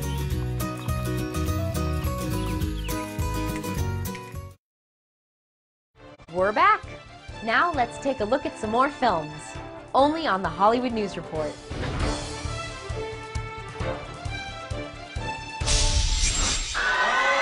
Dylan O'Brien, Kaya Scodelario, and Thomas Brody Sangster put on a special fan screening of the final installment to their post-apocalyptic franchise, Maze Runner: The Death Cure. The experience has changed me a ton, you know. These were huge things for me in my career. My career is still extremely young, and you know, this was a big deal when I first stepped on this set. I'd never done anything like this before, and so having these 3 movies under my belt, yeah, I've learned a ton from every actor I've worked with on the show, you know, and our director Wes, and just the experience in and of itself. I feel like I've learned everything through the process. We're going back into the place that we've been spending the last 2 movies to escape and run away from. But we're doing it for the same reasons. We're doing it to stay together. We're doing it to go after our friend and to seek that camaraderie and bond that we've had throughout the first 2 and try and find a place of peace in order to live out a good life. We've got to get our friend back first. We met maybe 4 or 5 years ago, and we started this journey together, and we've grown so much as actors, as people, and as friends. So it's something special to have such a great core group of people, boys and girls, and to go through this journey together. It's been a tremendous blessing. 5 years together, we've built such a dominant presence and family, and we really do love each other. And so, you know, we're so fortunate to just be able to have this engine of beautifulness, of a family, of love and true friendship, and so we try to honor that. It's kind of, you know, bittersweet. It's sad and stuff, but it's also kind of beautiful. We're really proud of ourselves. We stuck it out for 5 years, and we completed this journey together, and now we have this like beautiful friendship at the end of it. We're so lucky for the kind of unwavering support of these fans. You know, through thick and thin, you know, they've been so understanding of the adaptations that you have to make, you know, to a film when a book is as well loved as this one is, and, you know, held so close to the hearts of this many people, and they've, you know, supported us for such a long time now, and I think we're really excited about the prospect of bringing something to them that, you know, brings a finality to the whole story, and will hopefully make them very happy. We're really happy with it. I know we are, and the icing on the cake would obviously be an amazing reception from the fans too, because we care about what they think. We care about how they feel. You know, that always just makes these things better. You know, if we're proud of them, but then if they love them too, it's great.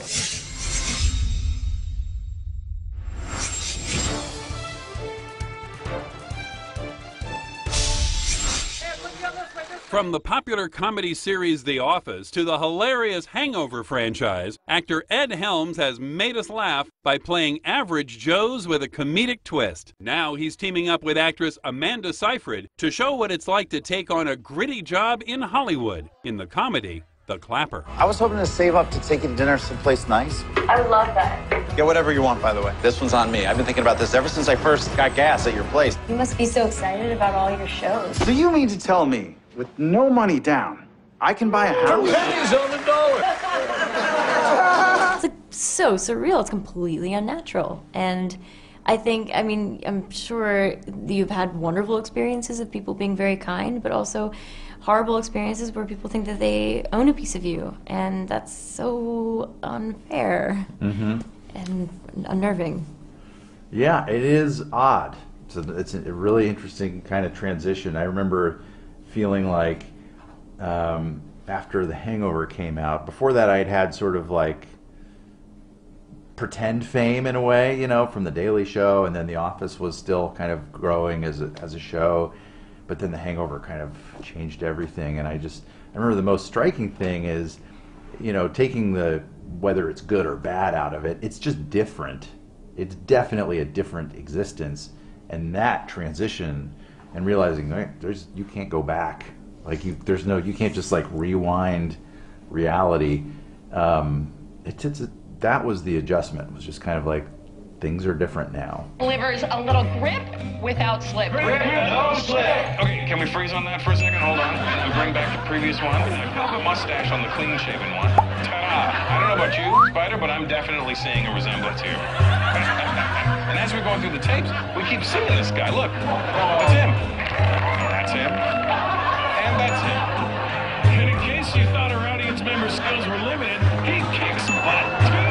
It's not a job that anyone would think merits a Hollywood movie to be told about it. But it's like anything, like the more you zoom in on something, the more vibrant it is, and you can sort of see, I mean, that's really what Ditto found is a really poignant story. What's unusual about it in a great way is that we tend to tell stories about people that are larger than life and people that are kind of ambitious. And this is a story about someone who's actually kind of trying to protect his small existence and doesn't want the things that culturally we seem to be valuing maybe too much right now. Celebrity and reality television and exposure and all these things that we just sort of take for granted. Oh, everybody wants that. Everybody wants to be famous. And here's a guy who doesn't want that at all and is willing to kind of fight against it. And that's an unusual story, and I think super compelling. Things got out of control and I didn't know how to handle it. I'm the Clapper. It's great to finally meet you. There's more Hollywood news when we return, right here on the Hollywood News Report. Are you getting the most out of your Medicare plan? Are you sure? Many people with Medicare are eligible for plans that include extra benefits in addition to those found in original Medicare.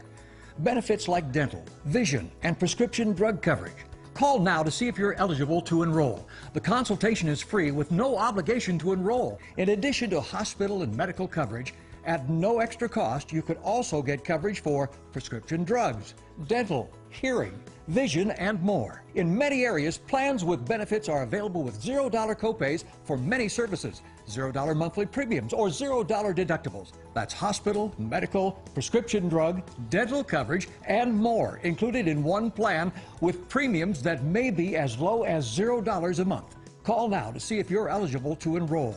The consultation is free and there's no obligation to enroll. Call 1-800-520-1899. That's 1-800-520-1899.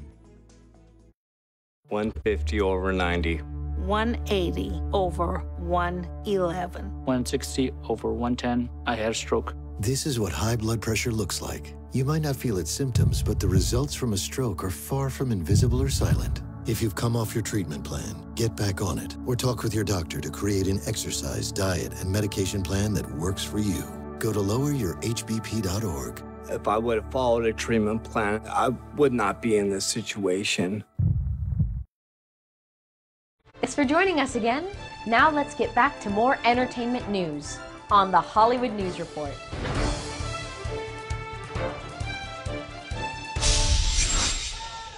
She experienced what it's like to have a night on the town with Simon Pegg in The World's End, and then had to come to grips with her distorted reality in Gone Girl. Now, British actress Rosamund Pike is saddling up as a frontier woman for Hostiles. You believe in the Lord, Joseph? Yes, I do. But he's been blind to what's going on out here for a long time. The Western is wonderful because every scene virtually is outside. I mean, you know, your playground is not confined by four walls. You've got, you know, nature all around you. We were on horses every day. It was sort of like equine therapy. There were pinch me moments of even rehearsing some of the battle sequences. You just think this is like, you know, what I used to fantasize about as a kid. You know, we're galloping around on horses, playing at fighting, and then, you know, you make it real when it comes to shooting it. And we were working at high altitude. Santa Fe is 7,000 feet above sea level. You had to acclimatize to that. Obviously, acclimatize to 10 hours in the saddle every day. You know, the costumes, I was corseted, dealing with all the gear, understanding, you know, gun handling. I was trained in those revolvers and rifles of the period, and I went to the range and actually fired them for real, those firearms, to get, you know, to feel what the recoil would be like. So it was intense and really, really, really interesting.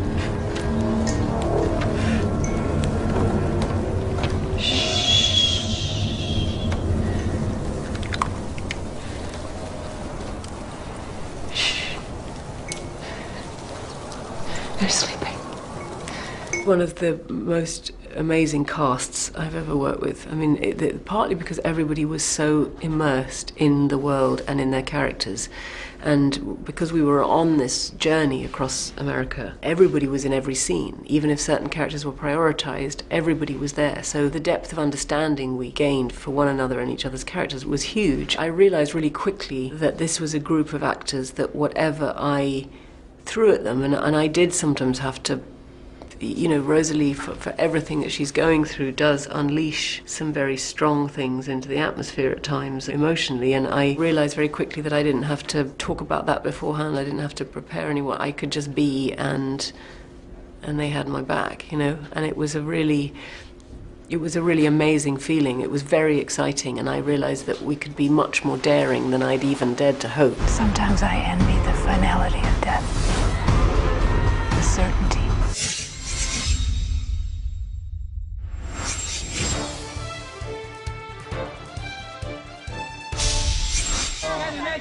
He was a real-life Marine who retired after 23 years of service to become a Hollywood star. Now Rob Riggle is applying his combat knowledge to his latest film, 12 Strong.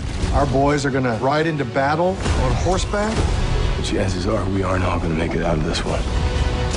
If we quit now, what happened back home is gonna happen again and again. Lieutenant Colonel Rob Riggle, 23 years Marine Corps, retired in 2013. I always wanted to serve my country. It was something I just always wanted to do.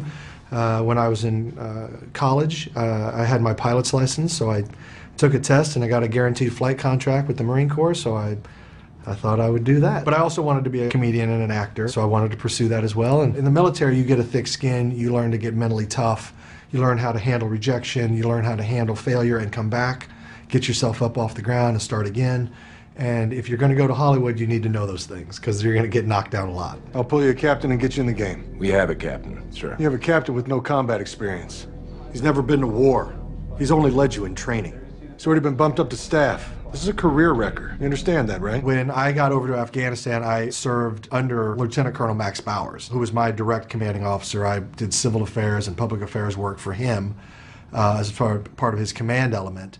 And now I play Lieutenant Colonel Max Bowers in the movie. I hope that they get to see that there are men and women out there every day preparing for when bad things happen. Right now, there are soldiers and sailors and airmen and Marines out there training.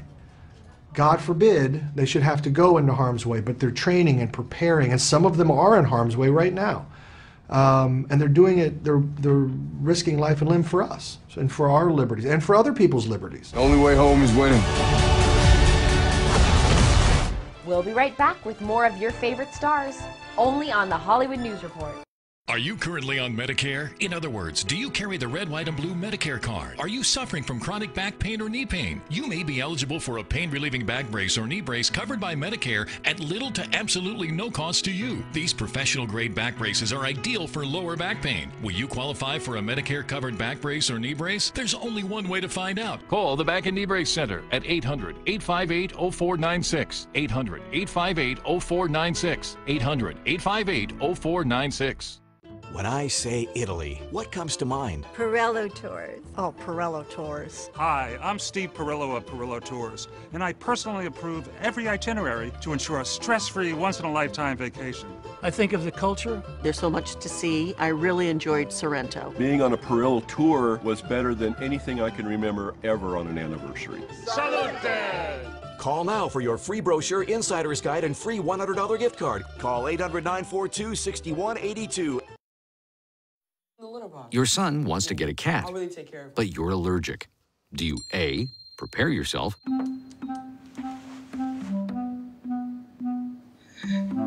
B, make the best of it, C squared equals 25.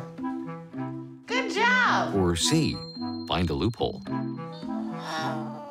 When it comes to parenting, there are no perfect answers, but that's okay, because you don't have to be perfect to be a perfect parent. Teens in foster care will love you just the same. Report.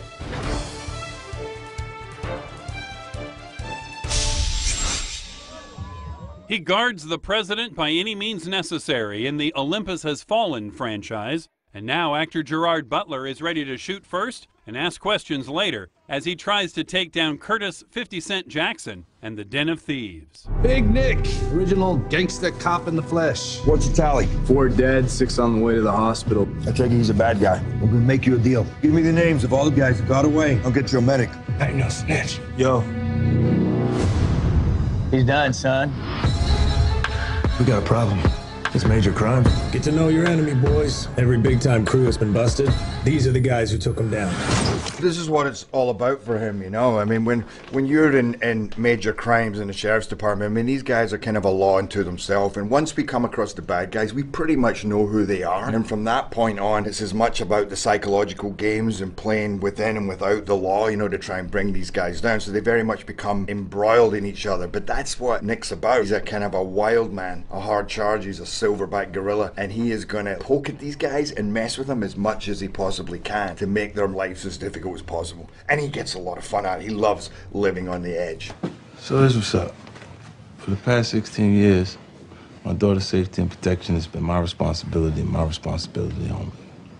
Now, for the first time in her life, I gotta hand you that responsibility. Can you imagine creating a cover because he felt that the character felt like he was hiding in plain sight with the family and everything around, and then becoming so invested in it without being conscious of yourself and feeling like usually people who rob banks a few times, you'll see it'd be like you robbed 3 banks or 4 banks. Like, so why did you stop after you robbed 2? Because they become like almost a junkie to get high off the idea and the energy connected to it and do it over and over. So he's not assessing the possibilities of not making it back. He's just looking at it like, I'm just gonna do it, still balancing 2 lives completely at the same time. It's interesting to have those people around. No matter how aggressive people are, look how aggressive Big Nick's character is in the film. And his daughters have no idea he has those capabilities at all in the movie. And then my family, they don't identify with how much we've done either. Like, they're looking at it like it's, for every person that we would consider a bad guy, there's someone who could not even see that part of their character. Do we look like the types who arrest you? No one put that seatbelt on. Put you in handcuffs, drag you down to the station? We just shoot you. Boom. That's it for this week. Please join me next time on the Hollywood News Report, where news is entertainment and entertainment is news.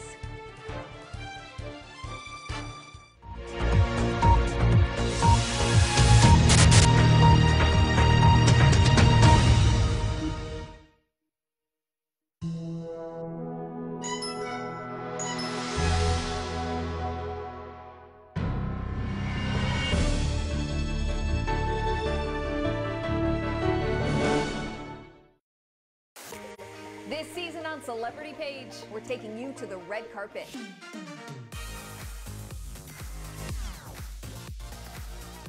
We are at NBC Universal's holiday kickoff red carpet. I just felt moved by her. What was that question? Just have my eye right there. Yes! Saoirse Ronan. Hi, guys. Sexiest couple by far. It's just a great question. Welcome to Celebrity Page. I'm Sonia Isabel, coming to you from the Celebrity Page Loft in New York City. And I'm James Vaughn. We've got you covered from coast to coast. Talk to me about this crossover with Empire. I couldn't wait for it. I was talking to Queen Latifah earlier about this crossover episode. Yeah. What can you tell us? I wish I knew. You don't even need an introduction. You know who this man is. Jacob, you're excited for the new Star Wars The Last Jedi? I'm so excited. He's tough to get along with, though, isn't he? No, not at all. She's one of the toughest women I've ever met. How A-list actresses are changing Hollywood. This is a great sort of new chapter in my life, working hard to create more opportunity for women in film. Us Weekly's Christina Garibaldi gives us the latest couples dish, from Sandra Bullock's Boo to Jamie Foxx and Katie Holmes. I love this couple. Everyone has royal wedding fever all over again. What's next for the bride-to-be? Well, Meghan is not only gearing up for her May wedding, but she's getting ready to celebrate Christmas with the royal family. I'm taking a stab at the American Ninja Warrior course myself. I am so scared right now. I am not an American Ninja Warrior. One of my favorite Zonk prizes, the remote control sofa. Celebrity Page bringing you entertainment news 24/7. I haven't had my news for 10 minutes. What was the most challenging part about both of your roles? Gal. No. Chris is such a diva. There are so many stars to see. And I was sitting there kind of welling up. Dad? No, not even close. I've been in the studio for a long time. It's such a tremendous blessing, bro. Big stars. She ready. Big Hollywood. That's why I love this show. This is an obligation. This is Celebrity Page. Now on Celebrity Page TV. We've got the latest on the royal wedding. Meghan is shedding for the wedding. How Meghan Markle's getting in shape for the big day. Then James Vaughn sharing his favorite Black Mirror episodes. All I'm gonna say is be careful where you leave your DNA lying around. Plus, we're traveling the globe with the Fonz and Captain Kirk. You call me only by the character, you don't call me by my name. Henry Winkler and William Shatner explore the world, and it couldn't be more entertaining. You speak Spanish? No. Celebrity Page TV starts now. Welcome to Celebrity Page. I'm Sonia Isabel. And I'm James Vaughn in the Hollywood Hills. Today I'm taking you through some of TV's most watched shows from NBC to Netflix. Sounds great, James, but first we're kicking things off with what's making entertainment headlines. Us Weekly correspondent Christina Garibaldi joining us now. Now, Christina, time is flying by. The royal wedding is almost here. What is Meghan Markle doing to prepare for the big day? Yes, Meghan is shedding for the wedding. With just 12 weeks to go, Meghan is eating clean and working out to get ready for her big day. Now, healthy foods such as fish and a veggie-centered diet are a huge priority for Meghan, who once told us, "I definitely try to eat as clean as possible." And all of this does run in the family since Meghan's mother, Doria Radlin, is a yoga teacher. And as for her secret to making sure she aces those wedding day photos, she told us at one time, posture is the key. Now, something tells us Meghan is going to have no problem at all looking just perfect on her big day.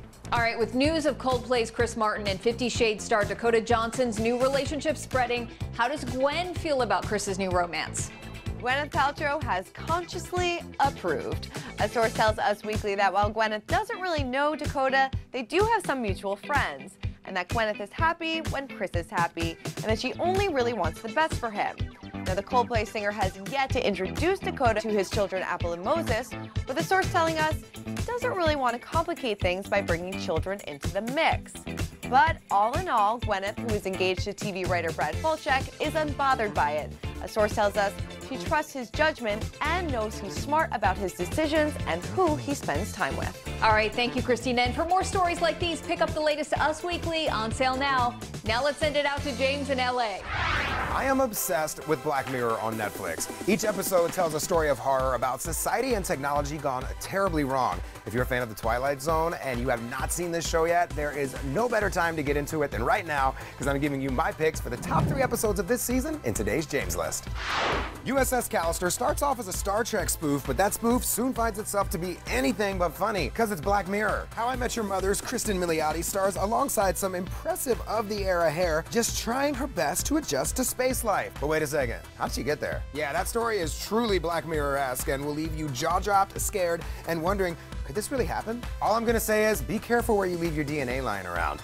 Next up, Metalhead.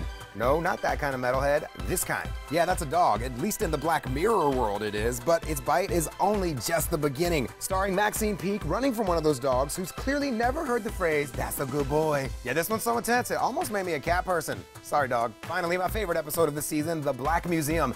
A museum full of stuff that is quintessential Black Mirror. When a girl on a road trip through the mountains stops to solar charge her car, she stumbles upon the once great tourist trap that now can't seem to attract a single guest. Several tales are told throughout this one episode, but oh boy, do they save the best for last. And I don't want to spoil it, but there's a twist, and it is so satisfying. Catch all 4 seasons of Black Mirror on Netflix now, and find us on Twitter and let us know what your favorite episodes are. From Black Mirror to Jane the Virgin, fans are in for a treat with the CW show announcing the addition of actress Brooke Shields for their 4th season. Our senior correspondent Arthur Cade caught up with the star to talk about her career in today's Hollywood Insider. Jane the Virgin, one of the best shows on TV. I love that. Gina's the best, by the way. She is the best, and she directed my first episode, and I think it was her debut, directorial debut. She was a force. She's got the best energy. She's so sweet, and she's like a little ball of fiery energy that is so sweet and funny. And Honey is amazing. I mean, the Rogelio River connection is really pretty funny. Do you ever find a situation, because of who you are, you walk on set and they're like, oh my God, Brooke Shields is here? I revert to being a little kid whenever I get a job. I just get so excited that I'm getting a chance to do what I love again, that I walk in with the, oh my God, I'm here feeling. Like I have to kind of talk myself into going, you know, again, you know, just be proud that you're there. But I just feel so excited that I get invited to the party again. You became a global name at such a young age.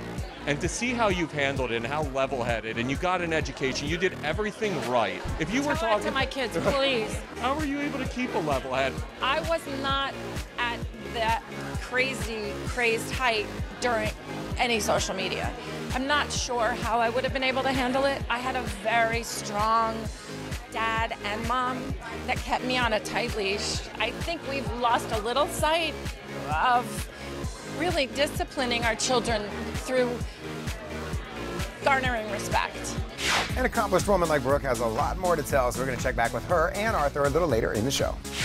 Now it's time for this week's hashtag See Her Spotlight.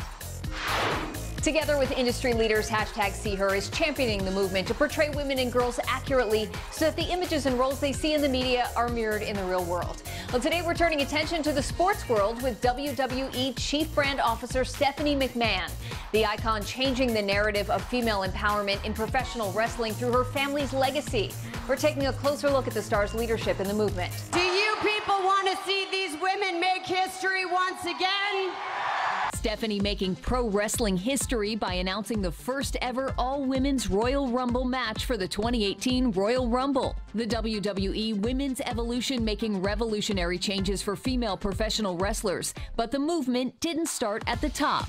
Women were treated more as secondary or tertiary type characters in our programming, and our fans actually started a hashtag that trended worldwide for 3 days called Give Divas a Chance. And their voices were so loud that our chairman and CEO, yes, also my father, responded, "We hear you, keep watching." The company truly listening. The Evolution rebranding the WWE Divas division to the Women's division, offering female superstars a more prominent role in the show. They are so much more than divas here in this ring today.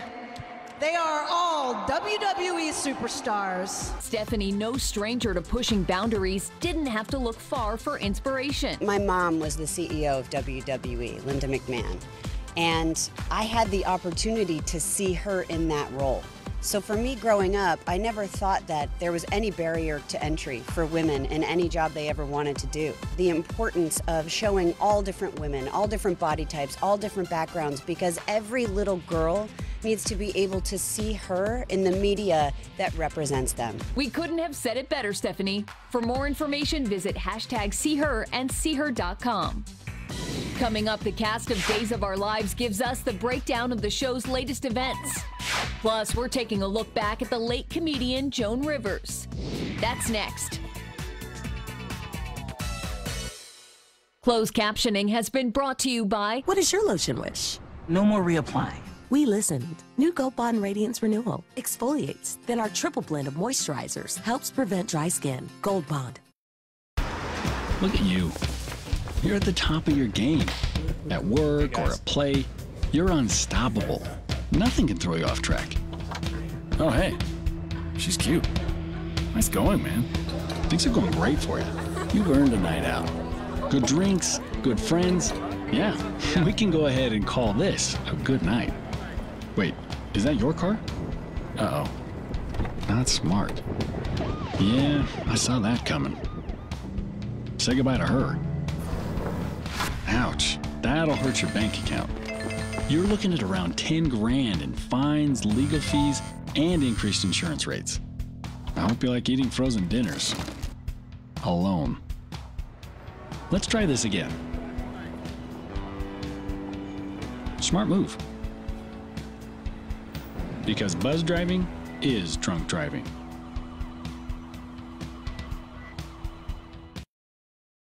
Now to daytime news. Days of Our Lives has been running for over 50 years and yet still manages to surprise us with the show's twists and turns. I'm catching up with the cast on the red carpet for a closer look at the show. Joining a show like this one, how excited are you to be in this cast?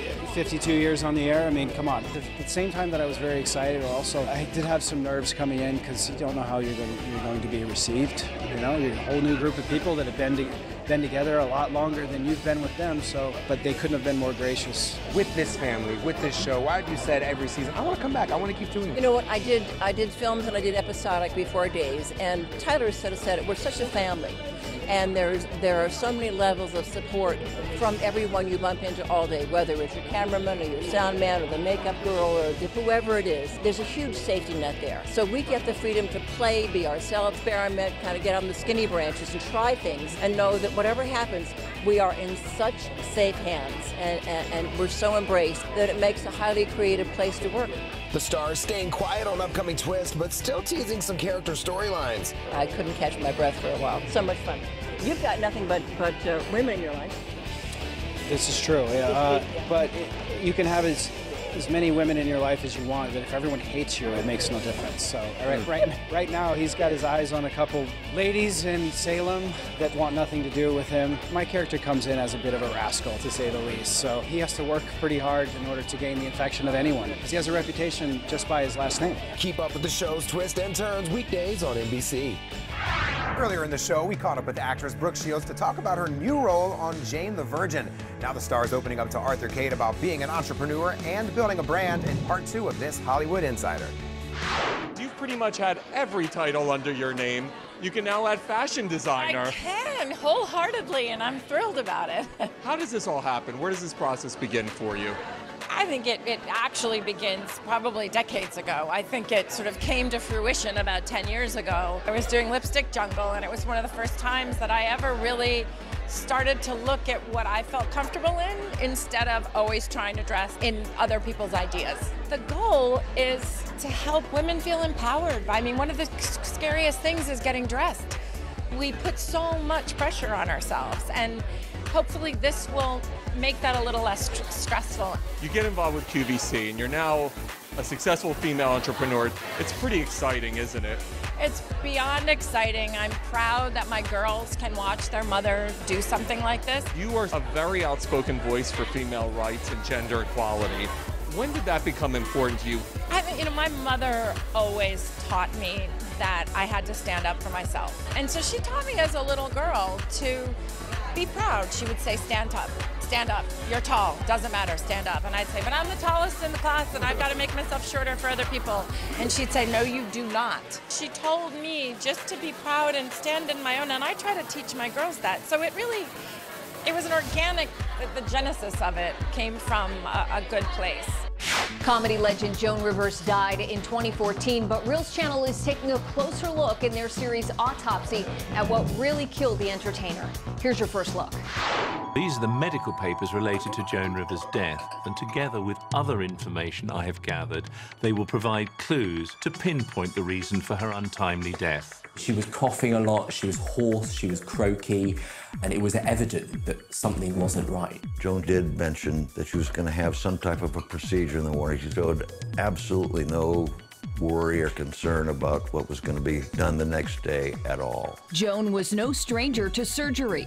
I asked her about her plastic surgery because, my God, she'd had so much of it. And she said, look, when you're the fat, ugly kid, you need to have the plastic surgery as an adult to overcome that. In the entertainment industry, people do need to look their best. I wonder about the internal picture that Joan carried in her own head about how she looked. I wonder if Joan would have just seen surgery as part and parcel of that package. But it wasn't plastic surgery that killed Joan Rivers. The Real Show digs deeper. Endoscopy is generally considered a pretty low-risk procedure, so there's no reason to suspect there may be problems ahead. I had a phone call from my wife. She said they rushed Joan to the hospital. All I could think was, my God, what happened? See more on Autopsy Saturday nights on Reel's channel. Up next, we're sharing snaps of our favorite stars enjoying the winter weather. That's coming up. I love it. Every year, 40% of all food in the U.S. never gets eaten. 40%. That's almost half the food we produce. Food waste is a serious problem. It impacts all of us. And it's expensive. Your family is throwing $1,500 a year in the trash. We're working hard to put food waste on the chopping block. And you can do the same at home. Learn how to cook it, store it, and share it. Just don't waste it. Go to SaveTheFood.com.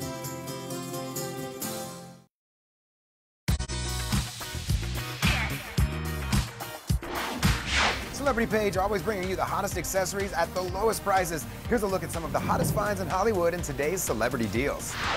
Shay Wilbur from CheapTreat.com. You got some really great stuff today. Really awesome. Let's start out with this. This is not your average teeth whitening set. This is the revolutionary smartphone-powered 16 LED whitening system by Nuova Glow. It's a two-step system right there. So easy to use. But first, check out this LED light. Oh, that is so cool. It charges on your phone, so it makes it so easy. You don't have to worry about batteries, all of that stuff. And then we also have the two-step gel, which you just put on your teeth. Again, so easy to use. And not only does this whiten your teeth, but it helps to reduce sensitivity and improve gum health. And you're going to see results after even just one use, which is really crazy. What's the deal on this? Okay, so it retails for $299, 90% off though, $29. We're starting off good. And it's about to get even better. Have you seen this pillow? This is by Pratika. This will turn your back into the ultimate spa experience. So not only is it a memory foam pillow, this also has a massage feature. Just sit back in your bathtub, get a nice massage. It perfectly cradles your neck. It's so great. So it retails for $70, 59% off though, $29. Oh wow. Okay. All right, what is this? Okay, so this is the 3-in-1 facial sculpting device by Fifth Avenue Buzz. So what this does, it uses vibration, LED light therapy, and microcurrent therapy to actually tighten up your facial muscles and improve and increase collagen production in your skin. Okay, what's the deal on this? Okay, so it retails for $149, 71% off though, $43 for that. We're gonna be looking younger already. Exactly. Okay, and speaking of looking younger. So this is a skincare set by Attitude Cosmetics. It comes with the cleanser and the lotion. So the cleanser is packed with botanicals and a lot of all-natural ingredients to really deep clean your skin, but in a natural way. And then this moisturizer, which honestly is probably one of my favorite smelling moisturizers of all time. And this is packed with antioxidants. It's made of acai berry as well. Shay, I love this stuff. What's the deal on it? Okay, so it retails for $260, 86% off though, $36 for the set. Wow, that's a great deal. Isn't that amazing? Okay, definitely some must-haves today. And we've got something special for one lucky viewer. Yes, someone's gonna get to go home with all of these amazing goodies. Go to CheapTreat.com to enter to win. Thank you, James and Shay. Now it's time for Hollywood Living.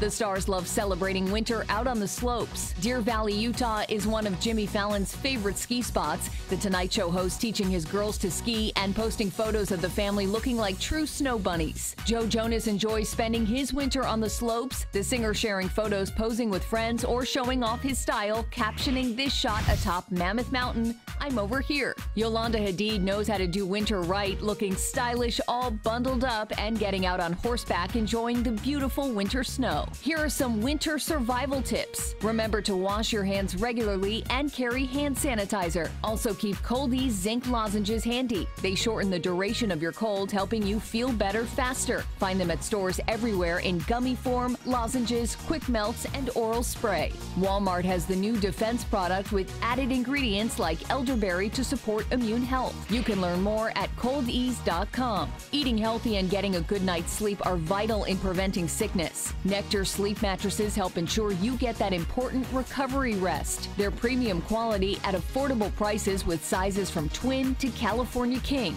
Nectar is unique with its combination of 4 layers, including a cooling gel memory foam and a pillow top, allowing it to circulate air, distribute weight, and contour to your body. The mattress arrives at your door and comes compressed in a protective carrier with handles. There's also a 365-night trial period. If you're not happy with the product, they'll come pick it up. You can order yours at nectarsleep.com. Coming up, the journey of the Fonz and Captain Kirk hits reality TV. We're catching up with Better Late Than Never stars Henry Winkler and William Shatner. That's next. Hi, I'm Peter, and there's nothing I love more than sharing vegetables with my friends. Come on in! Help yourself to anything. That's why we give our food the utmost respect it deserves. Did you know there are simple steps we can all take to help save food? You can cook it, store it, even share it. Just don't waste it. Because when it comes to food, better ache than never. To learn more, visit SaveTheFood.com.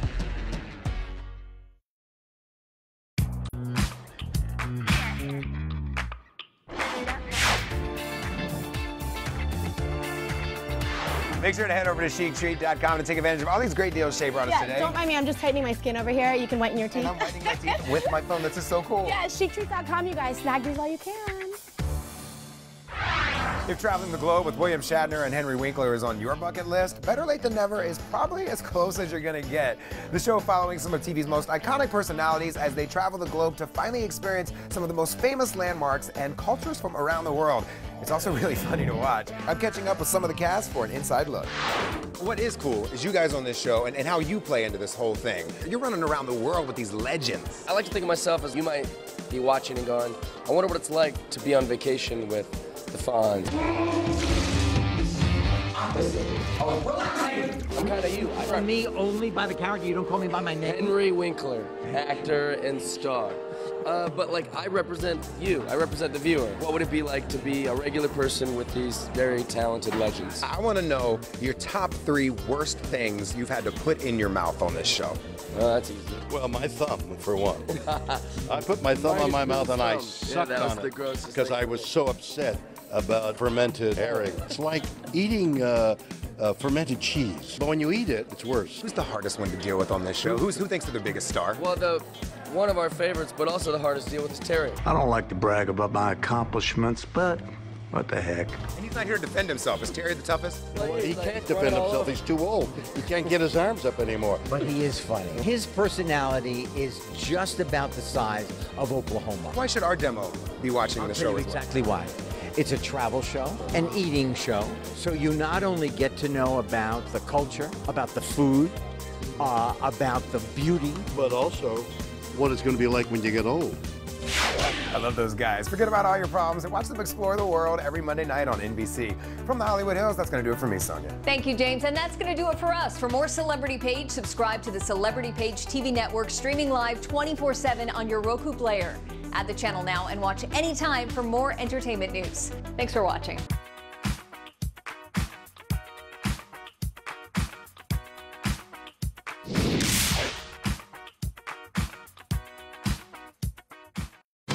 Big Hollywood, big stars, big movies, big TV shows. Celebrity Page TV, new exciting entertainment news right here. I'm Sonia Isabel, coming to you from the Celebrity Page studio. We take you around the world to give you the latest celebrity stories, plus behind-the-scenes access to your favorite stars and shows. Exciting and interesting and fascinating. Less talk, more Hollywood news, right to the point. Big stars, big Hollywood. Celebrity Page TV. Hello, thank you for joining us for an all-new Coffee with America. I'm Sasha Rionda. Coming up on this week's show, we have some easy, fun tips on healthy eating and healthy living. Plus, we're getting you ready for the big game, what you need to host the ultimate at-home party. It's all coming up next on Coffee with America. After weeks of celebrations and food-filled gatherings, the holiday season can leave us all feeling a little sluggish. Here to help us out is actress and mother Melissa Joan Hart. Hi, Melissa. Hi, Sasha. How are you? I'm fine and happy to speak to you. So you're the mother of 3. How long does it take you to get them back into a healthy routine? You know, after the holidays, that re-entry is difficult with school schedules, after-school activities, homework, whatnot. So I find the best way to do it is with clean eating. You know, making sure you're prepared for the week with a meal plan, and make sure you really get their eating right, get the whole family's eating right, and that just leads to better energy, better sleep, and just really helps you get back in the routine. Okay, so what are some of your top tips for getting the family into a healthy routine?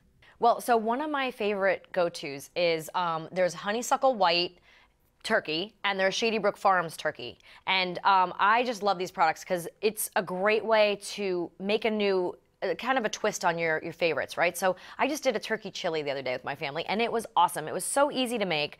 Put it in the pot, let it simmer for the day, stirred it once in a while. At night, we had a great lean meal, and the next day I had a little left over for lunch. So that was really awesome. You could do, you know, the turkey cutlet fajitas, as you see here. I mean, who doesn't love fajitas, right? Or you can change up a pasta meal with zoodles, zucchini noodles, add the ground turkey on top with the tomato sauce, and, you know, a sprinkle of Parmesan cheese. And it's just a great way to get the family eating right and get back on the right schedule. Love that. So where can we go to get more healthy, nutritious go-to recipes? So Shady Brook Farms is mainly on the East Coast, and Honeysuckle White is Midwest and West Coast. So you can go to shadybrookfarms.com or honeysucklewhite.com, and those will give you, first of all, it's family farm-raised turkey. So you can go on the website and find out about all the hundreds of farmers that raise these turkeys. You can get recipes there, and you can find out where these products are sold in your area. Actress Melissa Joan Hart, thank you so much for joining us today on Coffee with America. Thank you. Super Bowl Sunday is almost here, so grab your chips and dips and all your friends. And here to show us how to have the best big game day party is former All-Pro fullback for the Atlanta Falcons and Baltimore Ravens, vmm2015. Hi, Ovi. How you doing, Sasha? I'm great. So surprise us. What is one of your top snacks for watching the big game? Now, everybody knows that burgers and brats are the traditional game day fare, but for me, I like to mix things up a little bit. I like adding Sabra hummus into the mix. Sabra hummus is the official dip sponsor of the NFL and is perfect for your Super Bowl spread. It goes great with chips and veggies, and it's so delicious. And it's also a vegan, gluten-free, plant-based protein. It comes in over a dozen flavors and is a great creamy side to wings and burgers. All right, so we have to have drinks. What kind of beverages do you serve your Super Bowl party guests? Well, not everybody can do beer or soda, so I like to celebrate on Super Bowl Sunday with one of the wines that helps me get the party started. Stella Rosa has been America's #1 semi-sweet, semi-sparkling wine for a while now. It's best enjoyed chilled. It comes in flavors like the original Rosso with strawberry flavors or Moscato d'Asti with a hint of peach and honey, and it can be served on the rocks as well. I love it because it comes in little small containers where you can put it in a cooler or you can give it to your guests individually. You can also go to stellarosa.com and get some great cocktail recipes. But regardless, enjoy responsibly. Good advice. So what's another must-have on your Super Bowl party table? I love popcorn. I love good popcorn. GH Creators is great popcorn. Now, this stuff is obsessively delicious, handcrafted popcorn made with real high-quality ingredients. The classic Creators mix and the new Buffalo and Ranch mix are the perfect savory popable snack for your Super Bowl party. If you ask me, get extra because this stuff goes fast. All right. Any other party tips to share with us, Ovi? Absolutely. I mean, it's not a party if it's by yourself, so you got to invite people the right way. Now, if I told you I could have a celebrity, not me, a real celebrity, invite all of your friends to your party, you tell me, well, where do I go to get that done? And then I'd say, go to Tostitos.com to get your own personalized ad that will have everything with talking babies, explosions, celebrity cameos, all to make your Super Bowl party invitation the hottest ticket around. Now, Tostitos has always been a part of my parties, but the cool thing now is they're helping you invite your guests in one of the coolest ways out there. Very cool. Where can we go and get more information? Well, for more information, go to tipsontv.com. Former NFL fullback vmm2015, so glad you could join us again today on Coffee with America. Thanks for having me, Sasha. What is the future of brick and mortar stores, small businesses, and e-commerce in America? Well, the data from the holiday season is in from many sources, including Amazon. And here to help make sense of this important information is author and business expert Gene Marks. Hi, Gene. Thank you for joining us. Thanks for having me on, Sasha. I appreciate it. Okay, so tell us, what are some of the highlights from the data? All right, so let me give you some numbers. First of all, the holiday season was great for most businesses, most retailers. Small and medium, brick and mortar as well as online, reported increased sales and increased profits. That's really good news. But the real story in 2017 was, as it's been over the past few years, online sales. Amazon merchants, small merchants selling on Amazon, Amazon reported that more than a billion, Sasha, items were shipped during the holiday period. This past year. Over Thanksgiving weekend, 140 million items were shipped during that Thanksgiving weekend. Amazon says that their Cyber Monday was the biggest Cyber Monday ever. So yeah, a lot of great stuff for merchants, but particularly if you were online, you really had a great holiday season. All right. And what does this mean for the future of brick and mortar stores? Listen, I'm optimistic about the future of brick and mortar stores. I think that there's always going to be a presence for brick and mortar. I like to go into brick and mortar stores. Most people do. You like to feel out the materials. You like to test things out. So that will always be there. It's just that the smart owners of these stores, and I meet quite a few of them, smarter than me, they recognize that they need to open up other channels. You can't just rely on traffic from the street coming into your store anymore. You have to complement it with traffic online. And that is why they're joining up and selling on online platforms. Amazon said that they had 300,000 new small business merchants sign up to sell on their platform during this past year. They have like millions of them. And why not, Sasha? I mean, there's 300 million customers on Amazon's platform. So, you know, fine to sell from your brick and mortar store off the street, but, you know, if you really want to grow your business, you got to tap into that large marketplace, and that's what a lot of my smartest clients are doing. Okay, Gene, so what's the bottom line? What needs to happen so that e-commerce and brick and mortar stores are both successful? Yeah, the bottom line is actually the fact that you mentioned both in the same sentence is the bottom line. I think that you're not going to be seeing just people being e-commerce as much as people just being brick and mortar. It's having a balance and combining the two of them together. Smart business owners are going to be growing their merchants, their retail stores. They're going to know that they're going to sell to customers coming in their store, and they're also going to open up other channels to sell online. That's how you grow over the next couple of years, and I think we'll be seeing a lot of that over the next few years. So much information and so little time. Where can consumers or small business owners go to learn more about this important topic? Sure. So if you're a small business owner and you want to see how other people are succeeding online, you can go to amazon.com/about. If you want to sign up and be an Amazon merchant, go to services.amazon.com. Really, if you're looking to tap into a huge marketplace, it's kind of a no-brainer. Author and business expert Gene Marks, it's been a pleasure having you here on Coffee with America. Thank you. Thanks, Sasha. Take care. More big game entertaining tips coming up. Plus, who says you don't have time to get fit? We'll show you how you can do it from the comfort of your own home. That's coming up next on Coffee with America. The Super Bowl is quickly approaching, and along with the big game comes the big ads. This year, Budweiser is doing something different and running an ad with no actors and not 1 ounce of beer. Instead, the ad is about how Bud helps in the wake of natural disasters.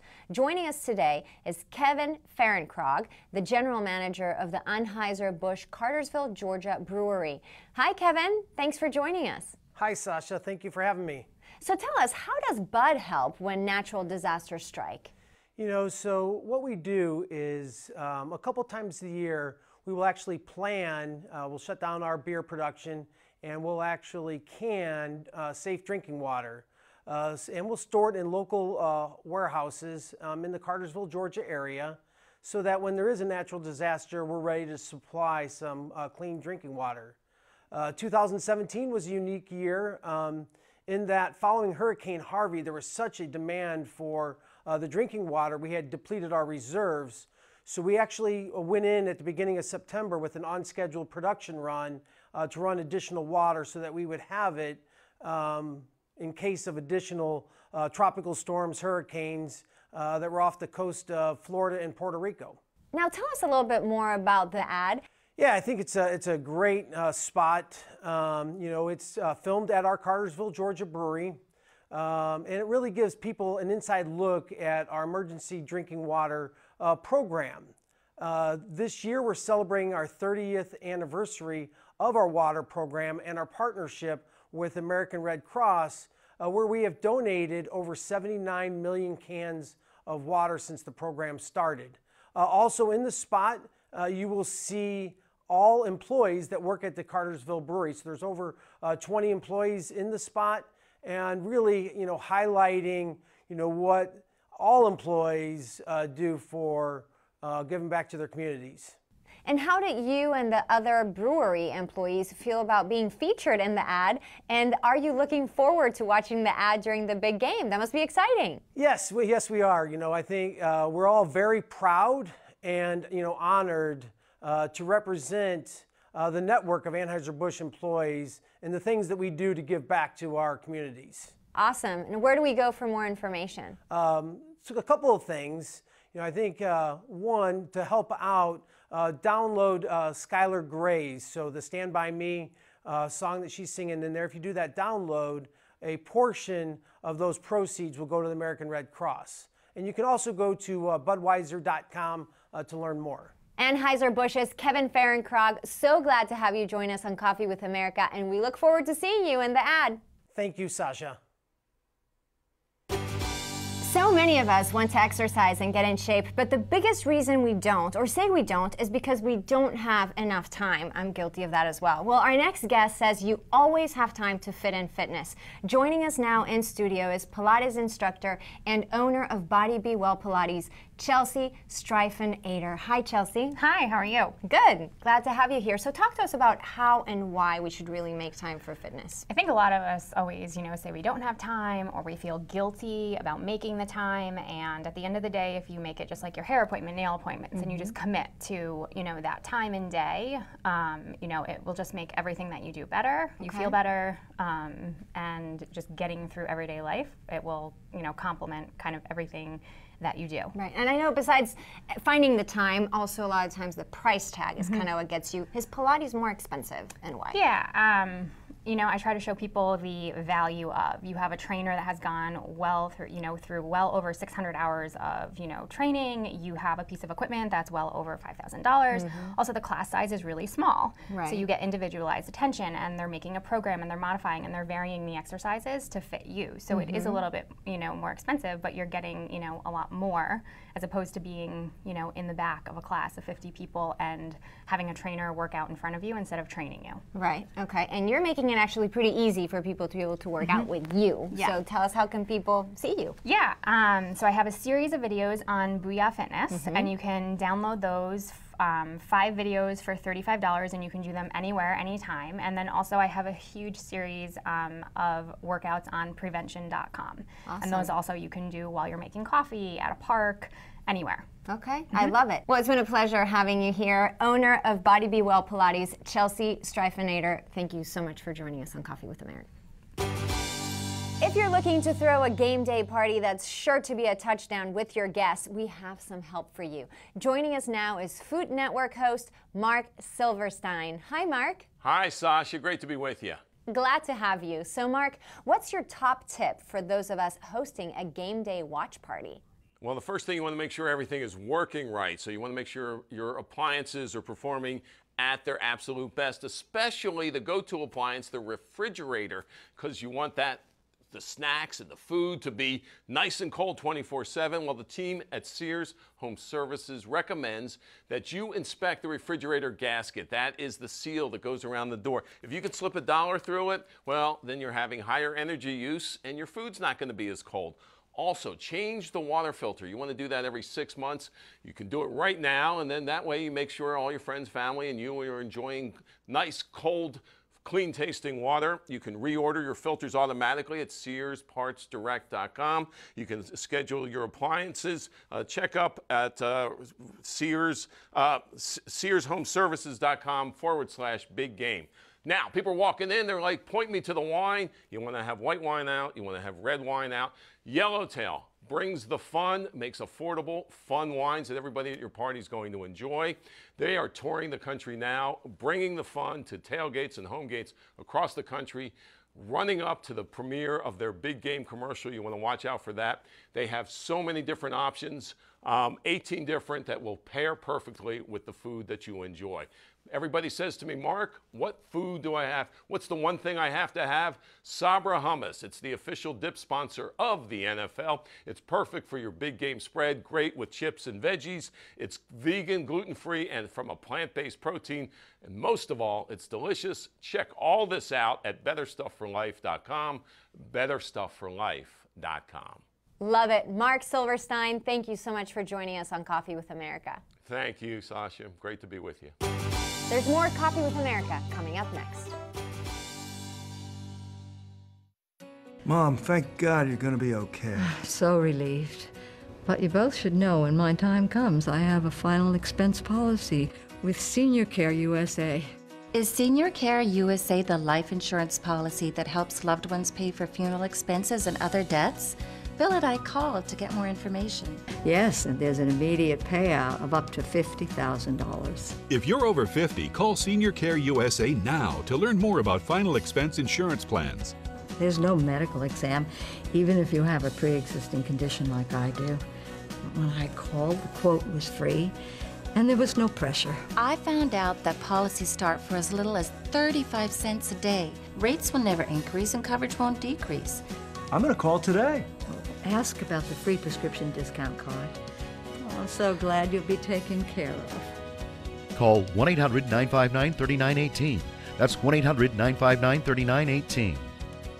Are you currently on Medicare? In other words, do you carry the red, white, and blue Medicare card? If so, are you suffering from chronic back pain or knee pain? If you answered yes, you may be eligible for a pain-relieving back brace or knee brace covered by Medicare at little to absolutely no cost to you. 800-787-1520.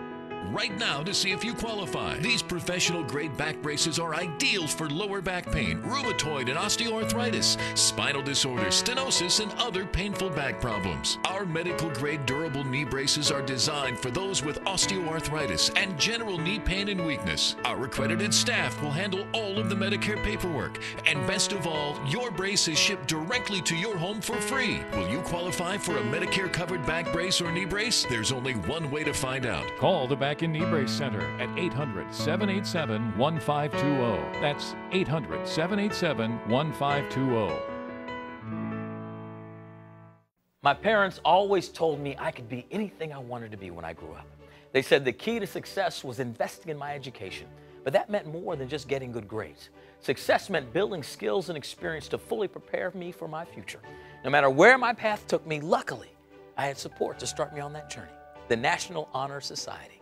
They helped me develop skills that prepared me to get to and through college and ultimately to realizing my greatest dreams. For nearly 100 years, the National Honor Societies have helped generations of students prepare for their future by offering opportunities to excel at key pillars. More than an honor roll, NHS provides co-curricular activities, tools, and resources to address the ever-changing needs of today's students. Whether you are a student or parent, take some time today to think about what the next step looks like toward a future of lifetime success. Yes, you can be anything you want to be in the future, but you need to start preparing now. Visit honoryourfuturenow.org. The National Honor Societies. Honor your future now. With the bitter cold temperatures and harsh winds, looking our best in the winter months can be a bit of a challenge. Fortunately, we have beauty and style expert Kate DuPont with her tips on how to look and feel our best this winter. Hey Kate, where do we start? Let's start with skincare because cold weather takes its toll and redness is a big concern. Color Science just launched their All Calm Clinical Redness Corrector SPF 50. It's a 3-in-1 treatment designed to immediately neutralize redness while soothing and calming red, sensitive skin, offering ongoing relief from sensitivity and redness over time with its unique BioSolace complex. It also offers dermatologist-backed mineral-based SPF 50 UVA and UVB protection to prevent future environmental and sun damage, and is designed to help mitigate the appearance and symptoms of adult acne, rosacea, and sensitive skin. With the new year here, do you feel confident? I know it's a struggle to treat stretch marks and wrinkles. Dermaclara is a clinically proven silicone fusion technology that reduces the appearance of stretch marks, lines and wrinkles, and even scars. Silicone fusion technology is a dermatologist-approved, non-invasive treatment that helps women of all ages look better while improving confidence. It's easy to use, effective in all skin types, and it can also prolong results from in-office treatments like Botox. You can see results in as little as 1 hour, and prices start at $29. Visit dermaclara.com and learn about their 60-day money-back guarantee and a mobile app that tracks your progress. Now that we've covered beauty, let's talk shoes. Winter boots are a style staple during these colder months, and you don't have to break the bank to find a chic pair. Kookaburra by UGG is UGG's free-spirited sister brand that's a little less expensive with the same effortless style as UGG. Nearly all styles are under $100, and you can find them at kookaburra.com or your local DSW or Kohl's. When it comes to winter style, JCPenney is a one-stop shopping destination offering a variety of stylish and affordable fashion, home, and beauty merchandise. How fun are the playful details on these hats, gloves, and scarves? I love that shopping at JCPenney is always worth your time, money, and effort. Now, I have something exciting, and I'm not even supposed to know about it. There is a new service for men that may solve both genders' relationship complaints because our guys don't always do a great job with gifts and special occasions. Now, there is a subscription service for men called Wink Society that covers him for an entire year of special occasions, dates, and surprises for their gals. All he has to do is register, Fill out a profile, choose occasions, and a budget. I also love that the company's mission is to rescue 1 million dogs through its Man's Best Friend program. So let's keep an eye out for progress at winksociety.com. And if you love it, I found a little link that allows you to refer a gent. So here are your season's must-haves. Today we're welcoming Robert Levy, the president of BrandSpark International, to speak to us about a few of the 2018 Best New Product Award nominees available exclusively at your local Aldi store. Hi, Robert. Hi, Sasha. Pleasure having you. So, Robert, what are the Best New Product Awards, and why is this important for consumers? So the Best New Product Awards are America's most credible, 100% consumer-voted awards program. Makes it easy for shoppers to know which new products are worth buying. And consumers from across the country actually try the products, decide on the winners, and even viewers at home can sign up for a chance to try products like these on shopperarmy.com. Oh, awesome. Sounds like fun. And Aldi has really become one of the best destinations to find high-quality private label products at incredibly low prices. I know every time you visit an Aldi, you'll be sure to find an exciting new products, and I'm excited because I love shopping at Aldi as well. So here, all of these products are actually 2018 Best New Product Award nominees, all available at Aldi. Let's get started. We've got some of them to talk about. So let's start with the Runic Red Wine Blend. It's an Aldi exclusive blend from California. It has flavors of dark berries, hints of vanilla, caramel, and toasted oak. Sounds delicious, and something that you could pair with a barbecue steak, grilled chicken, or maybe even a sharp cheese. Absolutely. We have Season's Choice Frozen Fruit. Again, it's an Aldi exclusive brand. It has no added sugars, and it's an excellent source of vitamin C. Awesome. Sounds good for smoothies. We have Simply Nature Organic Deluxe Macaroni and Cheese. It's a good source of calcium and also has 0 grams of trans fat per serving. Okay, sounds like a quick and easy, delicious lunch or dinner. Absolutely. Right Then we have Simply Nature Organic Premium 100% juices. And these juices are made from antioxidant-rich fruits and not from concentrate. there. Okay. And it comes in antioxidant force in 7 super fruit flavors. Exactly. Then we have Elevation by Millville Fruit and Nut Bars. These are Aldi exclusive again and are all non-GMO, low-sodium snack bars with 0 grams of trans fat per serving. Okay, a hearty, feel-good snack at a very good price, by the way. Exactly. Then we have Friendly Farms Traditional Whole Milk Plain Yogurt. Greek yogurt actually, and it's a grade A yogurt often used in cooking as a healthy alternative to sour cream and mayonnaise. I know, I've heard that. I need to start applying that to my recipes. You got to swap it in. Then we have Sim's Artisan Jerky. It's an Aldi exclusive brand again with the highest quality, freshest ingredients that give an incredible taste and texture, and it's protein packed. A savory and filling grab-and-go snack. So I think all of these products actually are available at Aldi. They're all Best New Product Award nominees. Awesome. And definitely encourage you to check back into your Aldi store and try some of them. I love it. Lots of products, not enough time. Thank you, Robert, so much for visiting us. And remember, you can always go to shopperarmy.com and learn more about all these wonderful products. And enter our contest. That too. Would you know what to do if you lost your job?